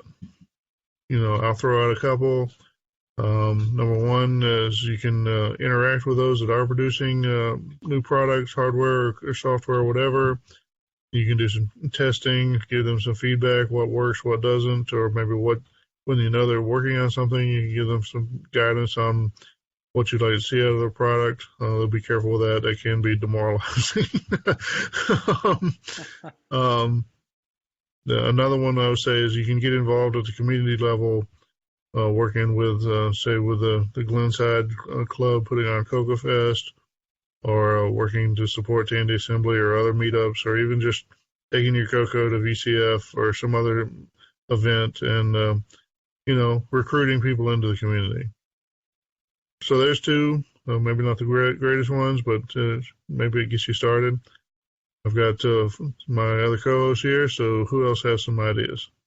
John, I think what you said was, especially around the testing, was actually very valuable. I'll even add to that, because I've tried to help with that with various things. But even just documenting, helping people document how to do certain things. I mean, there's a lot of programs and tools and hardware out there, and most folks that generate these things try to provide some type of information, but there's always questions and things like that. And sometimes novices who may use this, first-time users, they may be some of the best people to do some of the documenting. It just takes people to want to contribute in that way. But I think that would be valuable for the community as well. Yeah, I definitely second that. I think and you don't have to be an expert on something. I think, if you make a video of even just basic things, there are people out there that are looking for that. Someone who's not worked with the color computer, just somebody putting together a video of this is how you hook it up. That's useful. You're starting to do videos on the CoCo Pi. That's awesome. So, yep. It's basically take what you know and put it out there so other people can know it too. Is a good thing to do. Yeah, and Mike, you've done that with the GMC card. I mean, you've put some videos out there already, so that was there was definitely some motivation there to do something similar. So I appreciate you doing that. My thoughts were, if you can help somebody, beta testing some games or applications if they're working on them, you can team up with somebody. You have time to contribute and help out. Cool. I've done hardware and software for the CoCo and contributed some things over my CoCo career. And at this point in my CoCo life, I like to find new and different ways to contribute outside of those two things. And that's why I did the CoCo Call for Papers, to bring a journalistic method of writing about topics and techniques in a rigorous way to the community. It's something that nobody was doing at the time, I think, in an organized fashion. So I kind of look for things outside of the normal boxes to, stake a claim on and do that's somewhat unique and novel. I would encourage people who aren't developers necessarily or who aren't hardware guys to find their niche, find what it is that they like to do that maybe hasn't been done before or done in a certain way, and establish it, whether it's making a video about some unique aspect of CoCo technology, writing a paper, being a mentor. Those are great ways to contribute to the community and make a name for yourself without really writing any code or laying out a printed circuit board. Yeah, well, that's a good point. Yeah, and Boise, I mean, the Rainbow Preservation Project is another great example of contributing to the community. Yeah, that's right. That's a good point, Ron. And again, it was just something that I thought would be nice to do, something I had some rainbows laying around, like what can I do with these rainbows besides, put them on a bookshelf. So something like that really nobody else had really thought of in terms of making it a project, a community-wide project. Those types of inspirations may be far and few between because people just don't think about it. But when you think about something and you think that it's maybe stupid or, nobody's going to participate or think it's crazy, don't feel that way. Put your toe in the water, try it out, and do something novel and unique for the CoCo community. The other thing I'll add, too, is what you had started with, Neil, very early on with this podcast, at a very basic level, just trying to keep the community alive. I think another thing that's valuable to this is to keep maybe, new blood within the community. Some of us are old enough now where we have kids that are maybe showing an interest in some of the hobby that as we like it, maybe bringing people into these shows, even if they don't come back, just to try to keep interest in expanding the audience of who maybe would enjoy retro computers.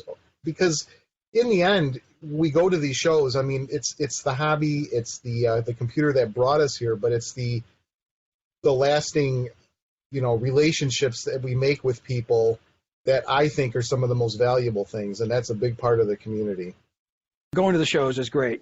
If you can make it to Tandy Assembly or CoCo Fest or VCF, go to whatever's in your area. That's where you meet people, and that's where you get inspired, is by talking to other people. Yeah, well, I mean, we've all said for years at different times that it's ultimately about the people. And that's why we go to CoCo Fest, and we do these projects, and that's part of why you post on Facebook about the projects that you do, or your new acquisitions, or whatever, or post videos. Hey, look, see what I did, and you've managed, by going to an event, you've managed to find the people in the world who might actually care, rather than That's right. Post it for your teenagers and they'll roll their eyes at you or something. A couple of you mentioned making videos. I think that's a good point, and you can make videos about any number of aspects. Some people are really big on the cosmetics, right? And they want to get their plastic in, they want to retro-bright them or set them out in the sun to bleach them, to get them looking nice and white. And if there's any kind of damage to the case, they want to figure out how to repair the plastic or whatever. And I haven't seen as much of the plastic repairs in the CoCo community, but in some of the other retro communities, I've seen plastic repairs that were seamless. They were amazing. It's almost like they just swapped out a whole new part.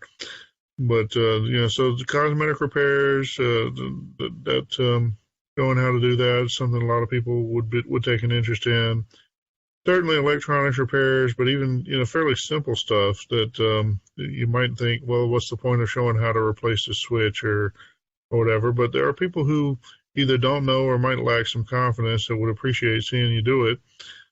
Like I say, if you want to make an audio recording talking about a topic or whatever, send it in. Maybe we'll play it.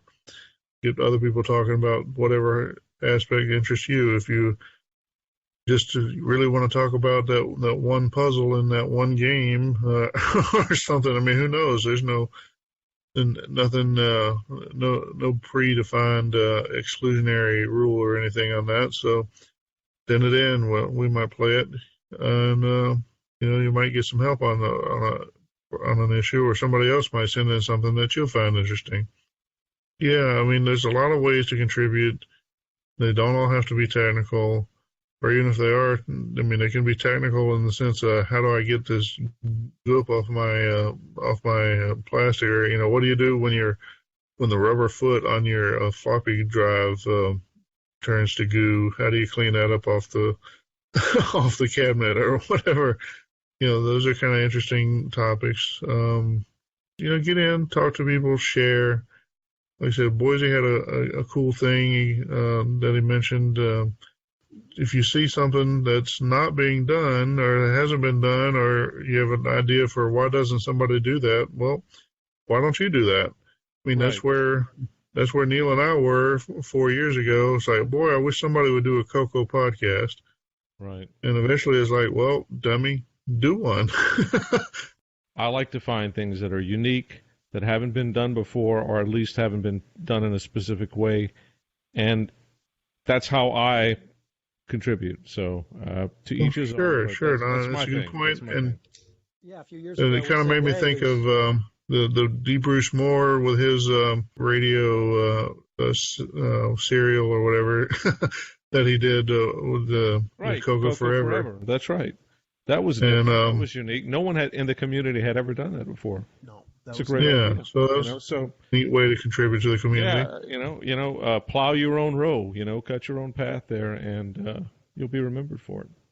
3 or 4 years ago, we said there's no cartridge cases. That's right. Yeah. We figured out how to get those reduced, but on the same note, other people, with the 3D printing technology advancing and becoming more mainstream, other people figured out how to produce cartridge cases, but also to produce cases for, new hardware.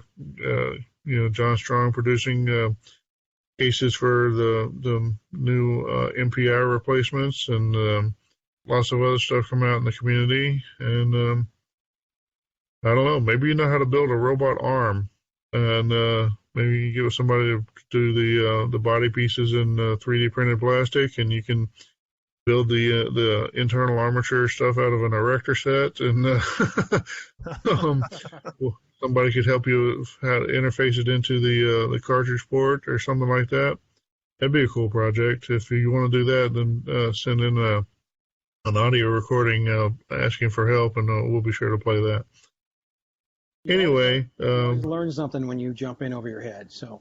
Oh, yeah. Don't be afraid. Well, this is just what I was going to mention to wrap up here, that, if you're entering the CoCo scene or any retro scene for that matter, even if you're green and you don't know much, you will learn, just by talking to different people and, maybe working on a project together. I know, I learned a lot from you, John, and I appreciate that. And it's, it's been great. I mean, that's the fun of the hobby.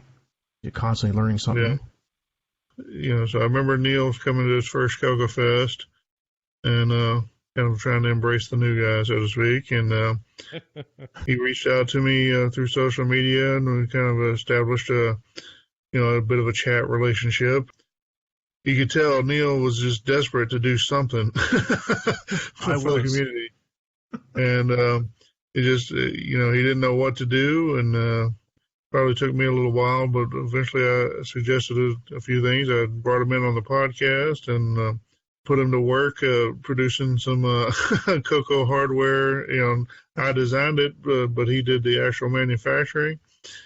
Maybe that's what you just need to do is find a buddy and just poke them until they figure out how to direct you. Yeah. Anyway, if you want to contribute to the community, there's a lot of ways to do it. Everybody wants you to. Some people may have more to say about suggestion-wise on what you should or shouldn't do, but, there's certainly nobody who wants to stop you. We all want you to come in and thrive and make the community a better place, and I hope you will. Right. All are welcome. Exactly. All right. Well, thanks for listening to this host discussion on the CoCo Crew Podcast. At this point, we're going to take another break, and we'll be back with a few more segments in the show. This month in CoCo history. Welcome to This Month in CoCo history, where we explore events in the life of our favorite home computer. I'm Boise Pete, and this month we go back 35 years to a very special 3-day weekend. The 1984 Chicago Rainbow Fest took place June 22nd to the 24th of that year at the Hyatt Regency Woodfield. It was the second Rainbow Fest event in that city in as many years, and from the list of attendees and presenters, it certainly was a stellar event. Ed Juge, Director of Market Planning for Tandy Corporation, was the keynote speaker for the CoCo Community Breakfast on Saturday morning. Frank Hogg of Frank Hogg Labs discussed advanced operating systems, touching on Flex and OS 9 in his seminar. Linda Nielsen of Morton Bay Laboratory led a discussion on women's involvement in computing, a topic that might seem nouveau today given the focus on women in STEM, but was certainly on minds then. Dale Puckett used his seminar to introduce his then newly released book, Basic 09 Tour Guide, and Ken Kaplan, president of Microware Systems Corporation, gave a tantalizing talk on, quote, the secrets of OS 9. Looking back 35 years ago, we can only imagine the excitement of that weekend. Perhaps some of you listening were there. I wish I were. Incidentally, this particular Rainbow Fest was the only one ever held in the month of June. And that's this month in CoCo history. Have you heard of the Fred hard drive emulator for the TRS-80? Yeah, spelled kind of funny, ain't it? With the Fred, you can store your entire library of TRS-80 software on a single SD card. No way. I just finished sorting all of these floppy disks. It's beautiful. Programs that run slowly from floppy disk run lightning fast with the Fred. Listen, pal, I have lots of free time, and keeping my floppy disks organized is kind of my hobby. The Fred also includes a battery-backed real-time clock. If you can't affix gum labels to it, I ain't interested. For information and pricing, contact Ian Maverick via email, ianm@trs-80.com. Hey, do you know where I can find some more of those big plastic disk storage cases? Wouldn't it be great if your TRS-80 could upload and download files directly to and from the internet? Well, now you can, with TrissBox. TrissBox is a Dropbox client for the TRS-80 microcomputer family. It allows you to navigate and copy files to and from your Dropbox account. It's an easy and powerful way to manage your TRS-80 files right from the comfort of your TRS-80 command line. TrissBox works with any TRS-80 Model 1, 3, or 4 equipped with an M1 SE or M3 SE. For systems without these interfaces, there's TrissBox Serial. TrissBox serial works with models 1, 2, 3, 4, 16, 16B, and 6000. Just attach a serial to IP interface to your TRS-80's RS-232 serial port for internet connection. Best of all, TrissBox and TrissBox serial are available as free downloads from PSKI Software Development. Visit pski.net/TRS-box for more information. Improve your TRS-80 experience with TrissBox. Okay, CoCo Cruisers, this is Boise Pete, along with Mike Rowan. We're interviewing M. David Johnson, who has been a longtime CoCo user, had some interesting products back in the day, and recently reconnected with David. So we're going to sit down and have a nice chat interview with him. Welcome to the CoCo Crew Podcast interview section, David. Thank you. Glad to be here. Hey, Mike, how's it going? Good, good. Good. I guess we'll start out, David, talking about your experience probably in computers in general first, and then get more into the details of your color computer experience and some of your products back in the 80s, and then kind of touch on what you're doing these days. So I'll kind of let you introduce yourself, and we'll take it from there. Well, I kind of grew up with computers. My dad worked for IBM, first as a customer engineer, later as a design engineer. And I got my first real introduction to the machines the summer of my junior year in high school, when I worked as a mail clerk at IBM for a summer job. After that, I got out on my own, and I was working for Intermatic, which makes timals, the things that turn your lights on and off while you're gone. And they had an IBM 360 Model 40, and I used it to develop a threaded fasteners database, which was designed basically to keep us from buying the same threaded fastener more than once. It covers such materials as such information as the diameter and the length and the thread pitch and the head type and so forth.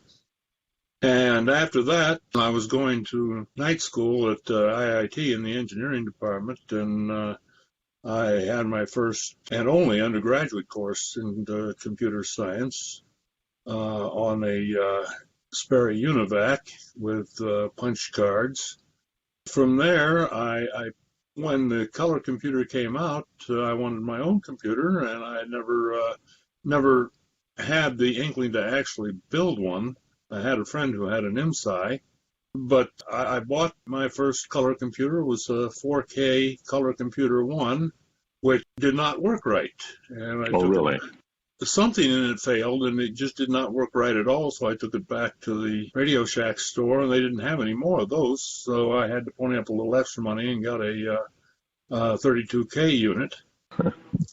Then I went to work for I had gone to work for the Water Reclamation District, and about the time I got the CoCo, they were closing out one office and moving the engineering offices to a different building where we had less space. At the time, I was a project engineer, and we would write specifications. Our secretary would type it up, and we'd get it back, and we'd proofread it for all the mistakes, and we'd give it back to the secretary, and she'd correct all the mistakes and make new ones. So we'd go over that 2 or 3 or maybe even 4 times before we got a document that could actually be incorporated into the contract documents. I took on the job of being head of the specifications unit, and when I did that, I bought another color computer and brought it to work with a daisy wheel printer, and I just used TeleWriter 64 to develop all the specifications and to print them out ready for publication in the contract documents. It saved a lot of time and a lot of frustration for all the project engineers as well as me. So that was TeleWriter 64, you said. Wow. Yes. Yeah, that's great. As Boise mentioned earlier, I developed the King James Version of the Bible on 40 single-sided double-density diskettes for the CoCo, and later the CF83 4th 83 standard interpreter and operating system. Right. about the time I got that up and running and got some additional software going for it, the Color Computer magazine died, then the Rainbow died, and I figured that was probably pretty much at the end of the Color Computer too, as Radio Shack was showing signs of no longer continuing the product. So I set it on the shelf and walked away and did other stuff, never thinking that the CoCo would live on in the hearts of many of its aficionados. Well, it does still. Yeah, so I just recently, in the last 3 or 4 months, rediscovered the CoCo community, and awesome. It's been a fascinating reintroduction. Well, that's great. We'll get into that in a bit, but I want to go back to your foray into the products that you mentioned. One of the things that you did was you brought the King James Bible onto the CoCo, at least you said on, I think, 40 floppy disks is what you said? That's correct. I would like to know, and I think it would be of interest to the listeners, from a technical point of view, how did you accomplish that? Because that had to be, I'm assuming you already had the Bible in some digitized format, and then I want to know what the process was. Could you go through that and explain how that worked for you? Sure. I purchased a copy of the Word, which had the King James Bible on floppy disk for the IBM PC. They had some software that went with it, but of course that was proprietary. The King James Bible, of course, is in the public domain, so I could use the Bible itself.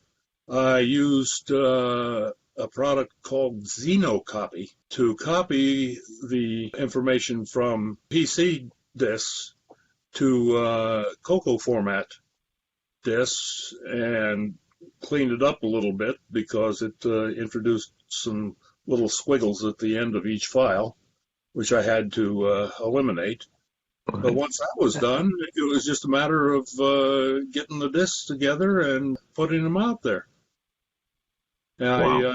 I sent them as I developed them to the Rainbow, who was kind enough to publish notices about them in the received and certified section, and actually, I believe, even reviewed one of them. Yep. Did you write some accompanying software for Disk Basic to be able to do searches and displaying of specific scriptures? I don't recall. Was it just the text files, or? No, it was just the text files. The only search mechanism was the availability of other products such as Telewriter 64, which had some rudimentary capabilities in that area. But I did not publish any actual software to go with the King James Version. It was just the bare text files. Can you describe the organization on the RS-DOS discs? So obviously the 35-track single-sided discs. Yes. Did you have a text file per book of the Bible, or how did you organize that? How did you break that down? Well, some of the larger books, such as Genesis, for example, I broke up into about 5 different text files and had a certain number of chapters in each file so that they wouldn't become truly unwieldy. Correct. In other cases, with very short discs, like some of the general epistles, I had more than one book in the text file. Right. Was that a big seller? No, I sold a few copies, but I was not in it to make money, really. Sure. I figured, if I recouped even a little part of my expenses, I would be happy with it. So an interesting side note about this is, David, you may remember that I contacted you in the late 80s, and I don't remember if you sent the floppy disk to me with the text files in OS9 format or RS-DOS format, but it would have been in RS-DOS format because although I did at one point buy a copy of OS9, I was not really happy with it. By that time, I had an IBM PC compatible, a deck actually that I had at the time. I just did not feel that the OS9 on the color computer really had enough room left to do anything real interesting with, as far as I could tell. Well, that was probably more true for OS9 level 1 on the CoCo 1 and 2 than it was on the CoCo 3. Yes, but, I never got it on the 3. Eventually I did get a 3, but I didn't put OS9 on it. As I recall, I wrote a basic 09 program, and and it was obviously running slow back then, but I tried to build, at the time, I didn't really know what I was building, but I was building basically a hash table, or would try to scan each file and use an indexing method to determine, based on certain words, where they were at the offset inside that file. Because obviously the quickest way to get to data in a file is to seek to it, if you know the seek position, and then of course read some amount of bytes after that. Yes. But I do remember getting that running under OS9 to a certain degree. I didn't productize it or anything, but I certainly appreciate your help in getting me those copies. That was a great learning experience for me. Well, I'm glad that you found it useful. I myself experimented a little bit with trying to develop a compression program for LZ compression, but I never got past just counting the number of appearances of each given word in the in the Bible. And you know what's no doubt, and ironically, that information is probably easily available now already online today through the internet. So I am sure. I have a Bible program. I have several Bible programs on my disk, but the primary one is Logos 8, and it includes not only several versions of the Bible, but lots of commentaries and other documents. Last count, I think I had over 8,500 books in the system. Wow. So I think it would be even much easier today, especially with the cross-development tools and the copying tools we have on modern operating systems, to bring this product back. It would be interesting from a technical point of view to see how fast you could fetch a scripture, with the proper compression and the proper indexing method that you might want to use. That would be interesting. So maybe something we can talk about as we get into your modern CoCo interest. But we've talked about the Bible product, which was a fantastic product in and of itself. Then you worked on a fourth interpreter. Can you tell us about that? Well, I had picked up a copy of F83 for the IBM PC compatible, and I found that it was a fascinating system. It was, all stack-based reverse Polish notation. Back before I even got a computer, my first handheld calculator was an HP 45, which was reverse Polish notation. And I kind of grew up with that and kind of learned to appreciate the fact that while algebraic notation is easier for people, reverse Polish notation is easier for the computer to handle. That made it very fast. And of course, on a CoCo, the idea of something being faster than BASIC was interesting. So I started playing around with it. I looked at C.H. Ting's book on F83, in which he basically does the same thing that the Unraveled series did for the CoCo. He gets right down into the assembly language code. It goes through the whole system. And so I sat down and started translating his concepts into 6809 code. And then it got to the point where I decided, well, we're close enough to home here. Let's just finish it and do the complete fourth 83. Awesome. Yeah, I had a lot of fun with that. Did you sell that product, David? I did. It also was sent to the Rainbow, and they did received and certified on the base package and all the extension packages that go with it, and reviewed most of them. I think I sold 3 copies. No way. Yeah. Wow. Oh, that's harsh. That's a lot of work for just a little return. Yeah, but it was a labor of love. I really had a ball doing it. And now that I've rediscovered the CoCo community and have put both the King James version and CF83 on my website for free downloads, and I've also copied it to the CoCo archive, perhaps it will be disseminated a little more than 3 people. Of course, no doubt. Even less, but hey. So what were the time frames when these 2 products came out? We didn't touch on those. So do you remember when you released one and the other?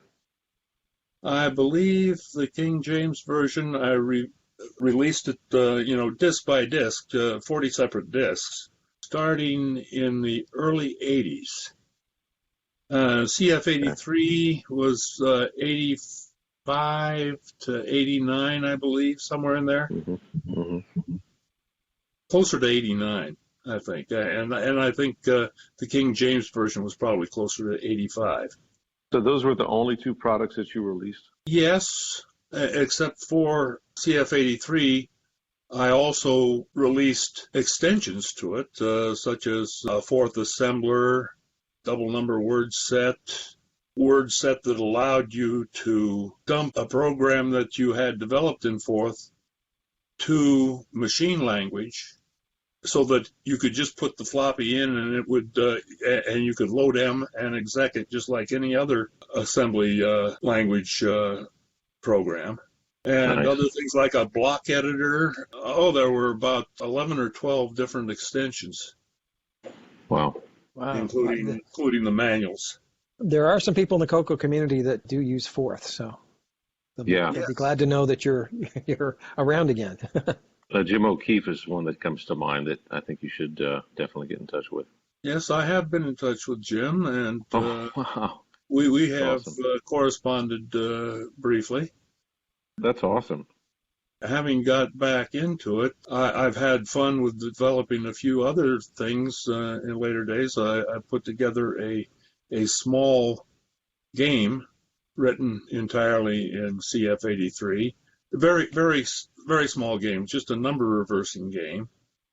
And I also did some benchmark research comparing CF83 to the other available fourths, as well as to RS Basic and assembly language. And that paper will be presented at CoCo Fest next week. That's right. Awesome. So it's for those of you listening, David has graciously provided a paper on the CoCo Call for Papers project. He's one of several papers that will be exhibited next weekend, so that's awesome. Let's talk about, so there was obviously a big hiatus, right, between the time that you left the CoCo community, and then you alluded to the fact that 3 or 4 months ago you rediscovered. So can you tell us about that? What was the process there, and how did you refine the CoCo? Basically, I did an internet search just out of the blue for no particular reason, and came across the Glenside Color Computer site, and it just rekindled everything. Oh, that's great. And so I guess from there you found other websites and kind of realized, oh my God, this thing didn't really die. Yes, I did. That must have made you feel great.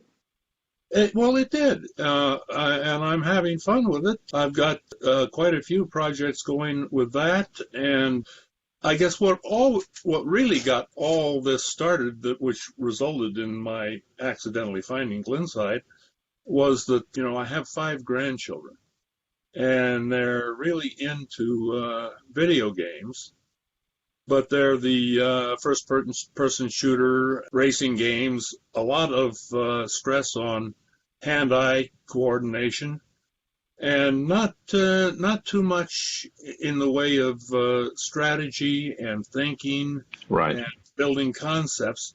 So I wanted to write some games that they could play, which would require them to actually think about what was going on. And I did it so that I actually published the software that built the game, so that they could perhaps learn to write their own games, build stuff for themselves, I'm just entering my fifth term as a fifth four-year term as an elected trustee of the Glenview Public Library.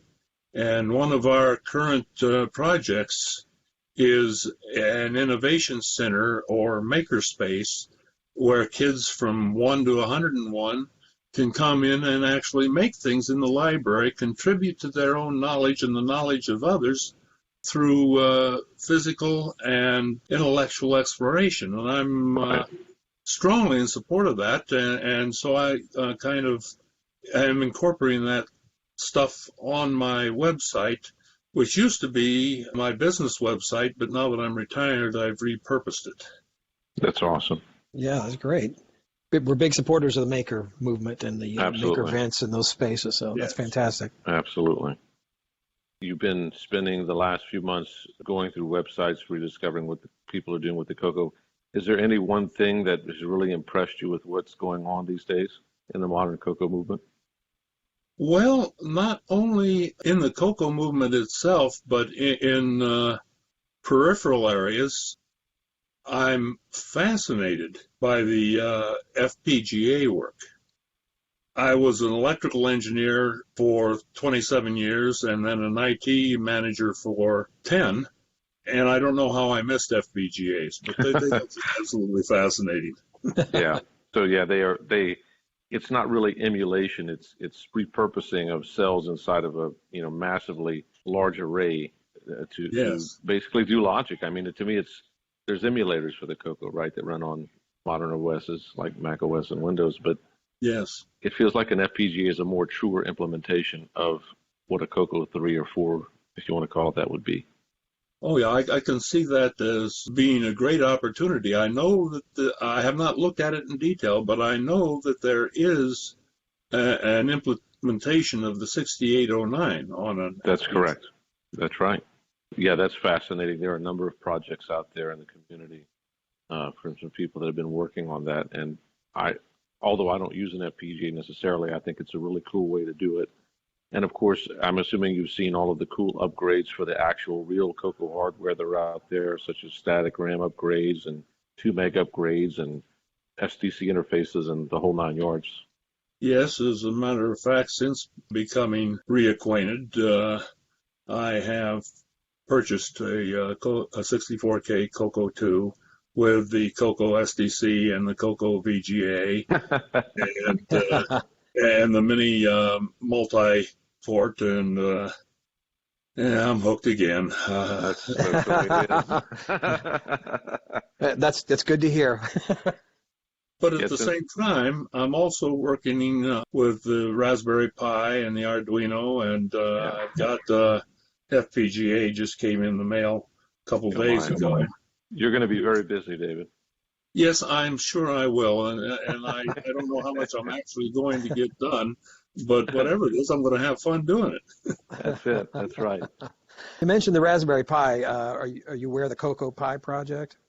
I am aware of it. I have not gotten into that yet. I do have VCC running on my main desktop. That's what I did benchmarking on, because I could have not yet been able to get the CoCo to work properly. There's something wrong with the PIA or the keyboard or something. So do you still have any of your original color computer hardware, or did you let that go and you had to reacquire it, or? No, I let it all go. At one point, I had a 32K Color Computer 2, a 64K Color Computer 2, and a 128K Color Computer 3 with several disk drives. I did keep it for about 4 years on the shelf, but after that, I got rid of it because I needed room for more books. And more books, and more books. Now I'm on the other side of that. I'm getting rid of books from my bookcases and moving them into the CoCo system into the Logo system where I can. Wow. Are there any questions that you think we should have asked? Anything you want to talk about that we haven't touched on? One project I just started this week I'm going to work on building some magazine databases, and they will also be available for anybody who wants to use them. That's a massive undertaking, and it's going to be a back channel project, so to speak. Basically, I'm going to work on it a little bit here and there in between other stuff. I know that anytime I needed to find a piece of information, it was really difficult to try going through all the magazines to find something on the particular issue I was looking at. So I'm hoping to contribute a little bit to the community, not only for the CoCo, but also for the other devices as well. Talking about indexing things like the Rainbow magazine and other CoCo-related magazines? Yes. Some type of system that you could keyword look up something and find an author or page number or something like that? Basically, I'll be doing it in a Microsoft Access database. Wow. Which, of course, for those who just want to look at it, Microsoft publishes a free viewer. You can also, there's a couple of tools out there, you can convert Access databases to MySQL or SQLite. Right. Yeah. I'm going to publish it. It's not going to be a comprehensive index. It's going to be basically a catalog of the things that I'm interested in. But it also might be a good starting place for others who want to add articles of their own interest to build their own databases. And my interests are somewhat eclectic, so there's a good possibility that even though I'm not cataloging everything, some of the things you're interested in might be cataloged anyway. It might intersect, right? Yeah. Well, we definitely look forward to that. Well, David, thanks a lot. It's great to talk to you. Yeah, appreciate your time. Hey, see you then. Since 1994, Cloud9 has made cool stuff for your color computer. Now Cloud9 is proud to announce the 2MB Triad Plus memory expansion board. The Triad Plus works in two ways.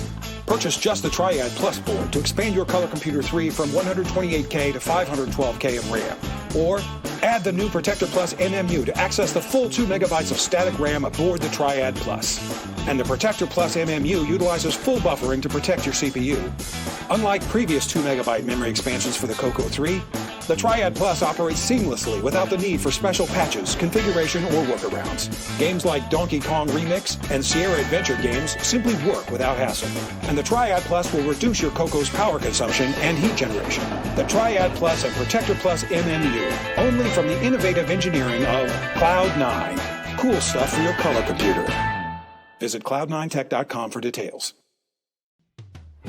You're coming in loud and clear. Must be a realistic CB radio. 10-4, good buddy. It's my new 40-channel Realistic. Radio Shack's got it on sale right now for only $79. I saved $60. That Realistic sure is a good brand. 10-4 on that. You can depend on Realistic. Where you headed now? Back to Radio Shack. The new 4K TRS-80 color computer is on sale for just $349. 10-4, good buddy. Color graphics, sound, joysticks. Talk to you later. Whoa, where you going? Radio Shack, of course. The Realistic 40-channel CB radio and TRS-80 color computer on sale now. Only at Radio Shack, a Tandy company. Welcome back to Neil's Corner on episode 49. Are you feeling all right? I know I certainly am. The weather is finally warm here in southern Ontario, and Tandy Assembly is only 3 months away. Those two things alone are enough to put me in a good mood.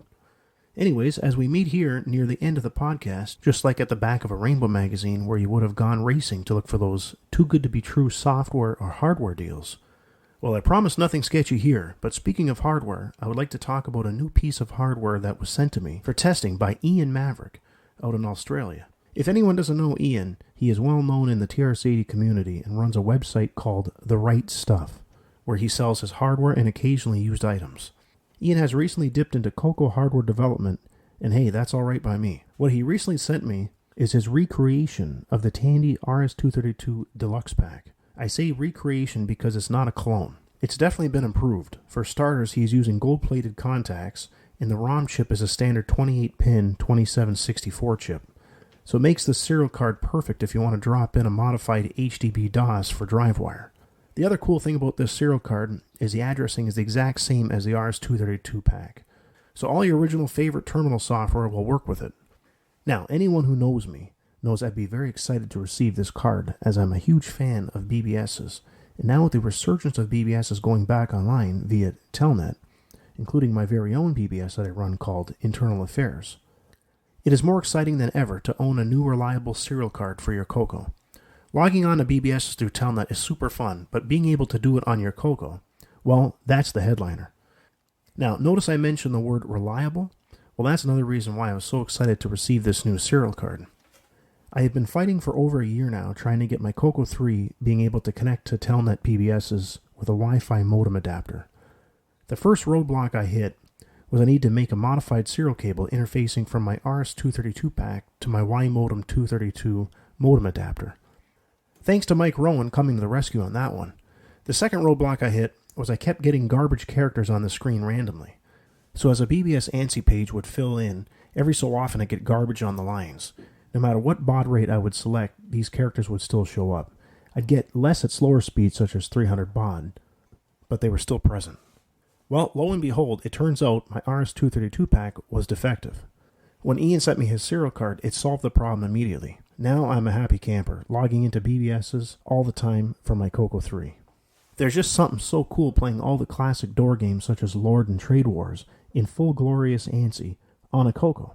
I can safely say this serial card from Ian can handle speeds no problem up to 115200 baud. Now I know there are other CoCo vendors producing serial cards for your CoCo, but sometimes you just want one standard serial port with the same addressing as the original RS-232 pack so it works with your favorite old school terminal software. If you're interested in purchasing one of these serial cards, I highly recommend to check out Ian's website. You can Google Ian Maverick, The Right Stuff, on your favorite web browser, or you can look on our show notes for the link. Even if you are not interested in a new serial card, it's still worth a look on his website for other CoCo hardware he is producing, such as a Tandy FD502 reproduction disc controller and a few other goodies. Alright, before I get going here, I'll add one more note. For those of you listening who do not know what a Y-Modem 232 is, it's a device that connects to your Wi-Fi and acts as a regular modem interfacing to any computer with a standard serial port. It supports all the regular Haze commands and has some extra commands added, such as ones to set up to your router's SSID. There are other Wi-Fi modem devices as well, and not just the Y-Modem 232. If you Google search these, you will see that there are other vendors who make them. Also to mention, there are people making their own devices just like these, and sometimes even smaller, cheaper versions. I know Alan Huffman and David Ladd, who are in the CoCo community, were making their own versions as well. Now, if you'd like to log into Telnet BBSs and not purchase one of these Wi-Fi modem devices, you can use a modern computer running special Telnet serial software hooked directly with a null modem cable to your CoCo serial port. I know Ron Delvaux, who is also in the CoCo community, connects to my BBS this way. Feel free to reach out to Ron or myself for help if you'd like to go this route. Or you can reach out to me if you have any other questions regarding Telnet BBSing. Oh, and also, don't forget to log into Internal Affairs and use my BBS. Plug, I know. I had to get that in there. Well, there you have it. Another fun thing you can do on your CoCo. Until next month, CoCo forever. AutoTerm turns your CoCo into the world's smartest terminal. Scroll text forward and backward. Save, load, and delete files while online. Full support for the RS-232 pack, X modem, and even split screen for packet radio. Screen widths of 32, 40, 42, 51, or 64, plus 80-column support for the CoCo 3. Switch instantly to word processing mode. Find strings instantly. Create text. Make corrections, save, or load files. Then upload them to a remote system. Fully compatible with Telewriter. Plus full automation tools to automate dialing, keystroke, macros, uploading, and downloading. AutoTerm runs on the CoCo 2 and CoCo 3. No other computer can match your CoCo's intelligence as a terminal. AutoTerm from PXE Computing, Richardson, Texas. Well, it's that time again. We have reached the end of the podcast. We hope you enjoyed episode 49. As usual, I'd like to give a huge thanks to our host, John Linville, for procuring all those news articles you hear each month. Now, I know he didn't produce a tech segment this month, but hey, it's quality over quantity, and he deserves a month off. I'd also like to thank Mike Rowan for making exciting new commercials each month and painstakingly editing the podcast. I'd also like to thank Boise Pete and Ron Klein for being full-time members here.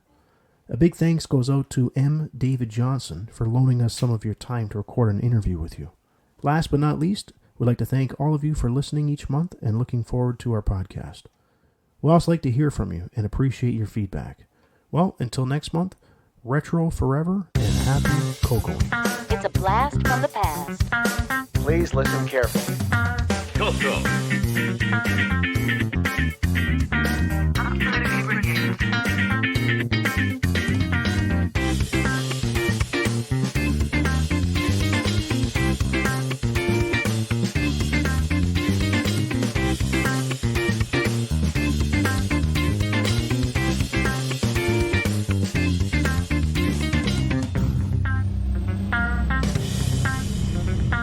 CoCo. CoCo. CoCo.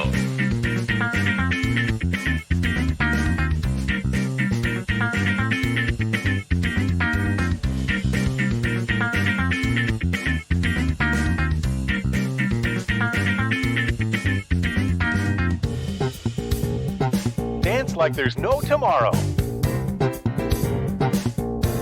What is this crazy rock and roll music anyway? It's a blast from the past. Dance, dance,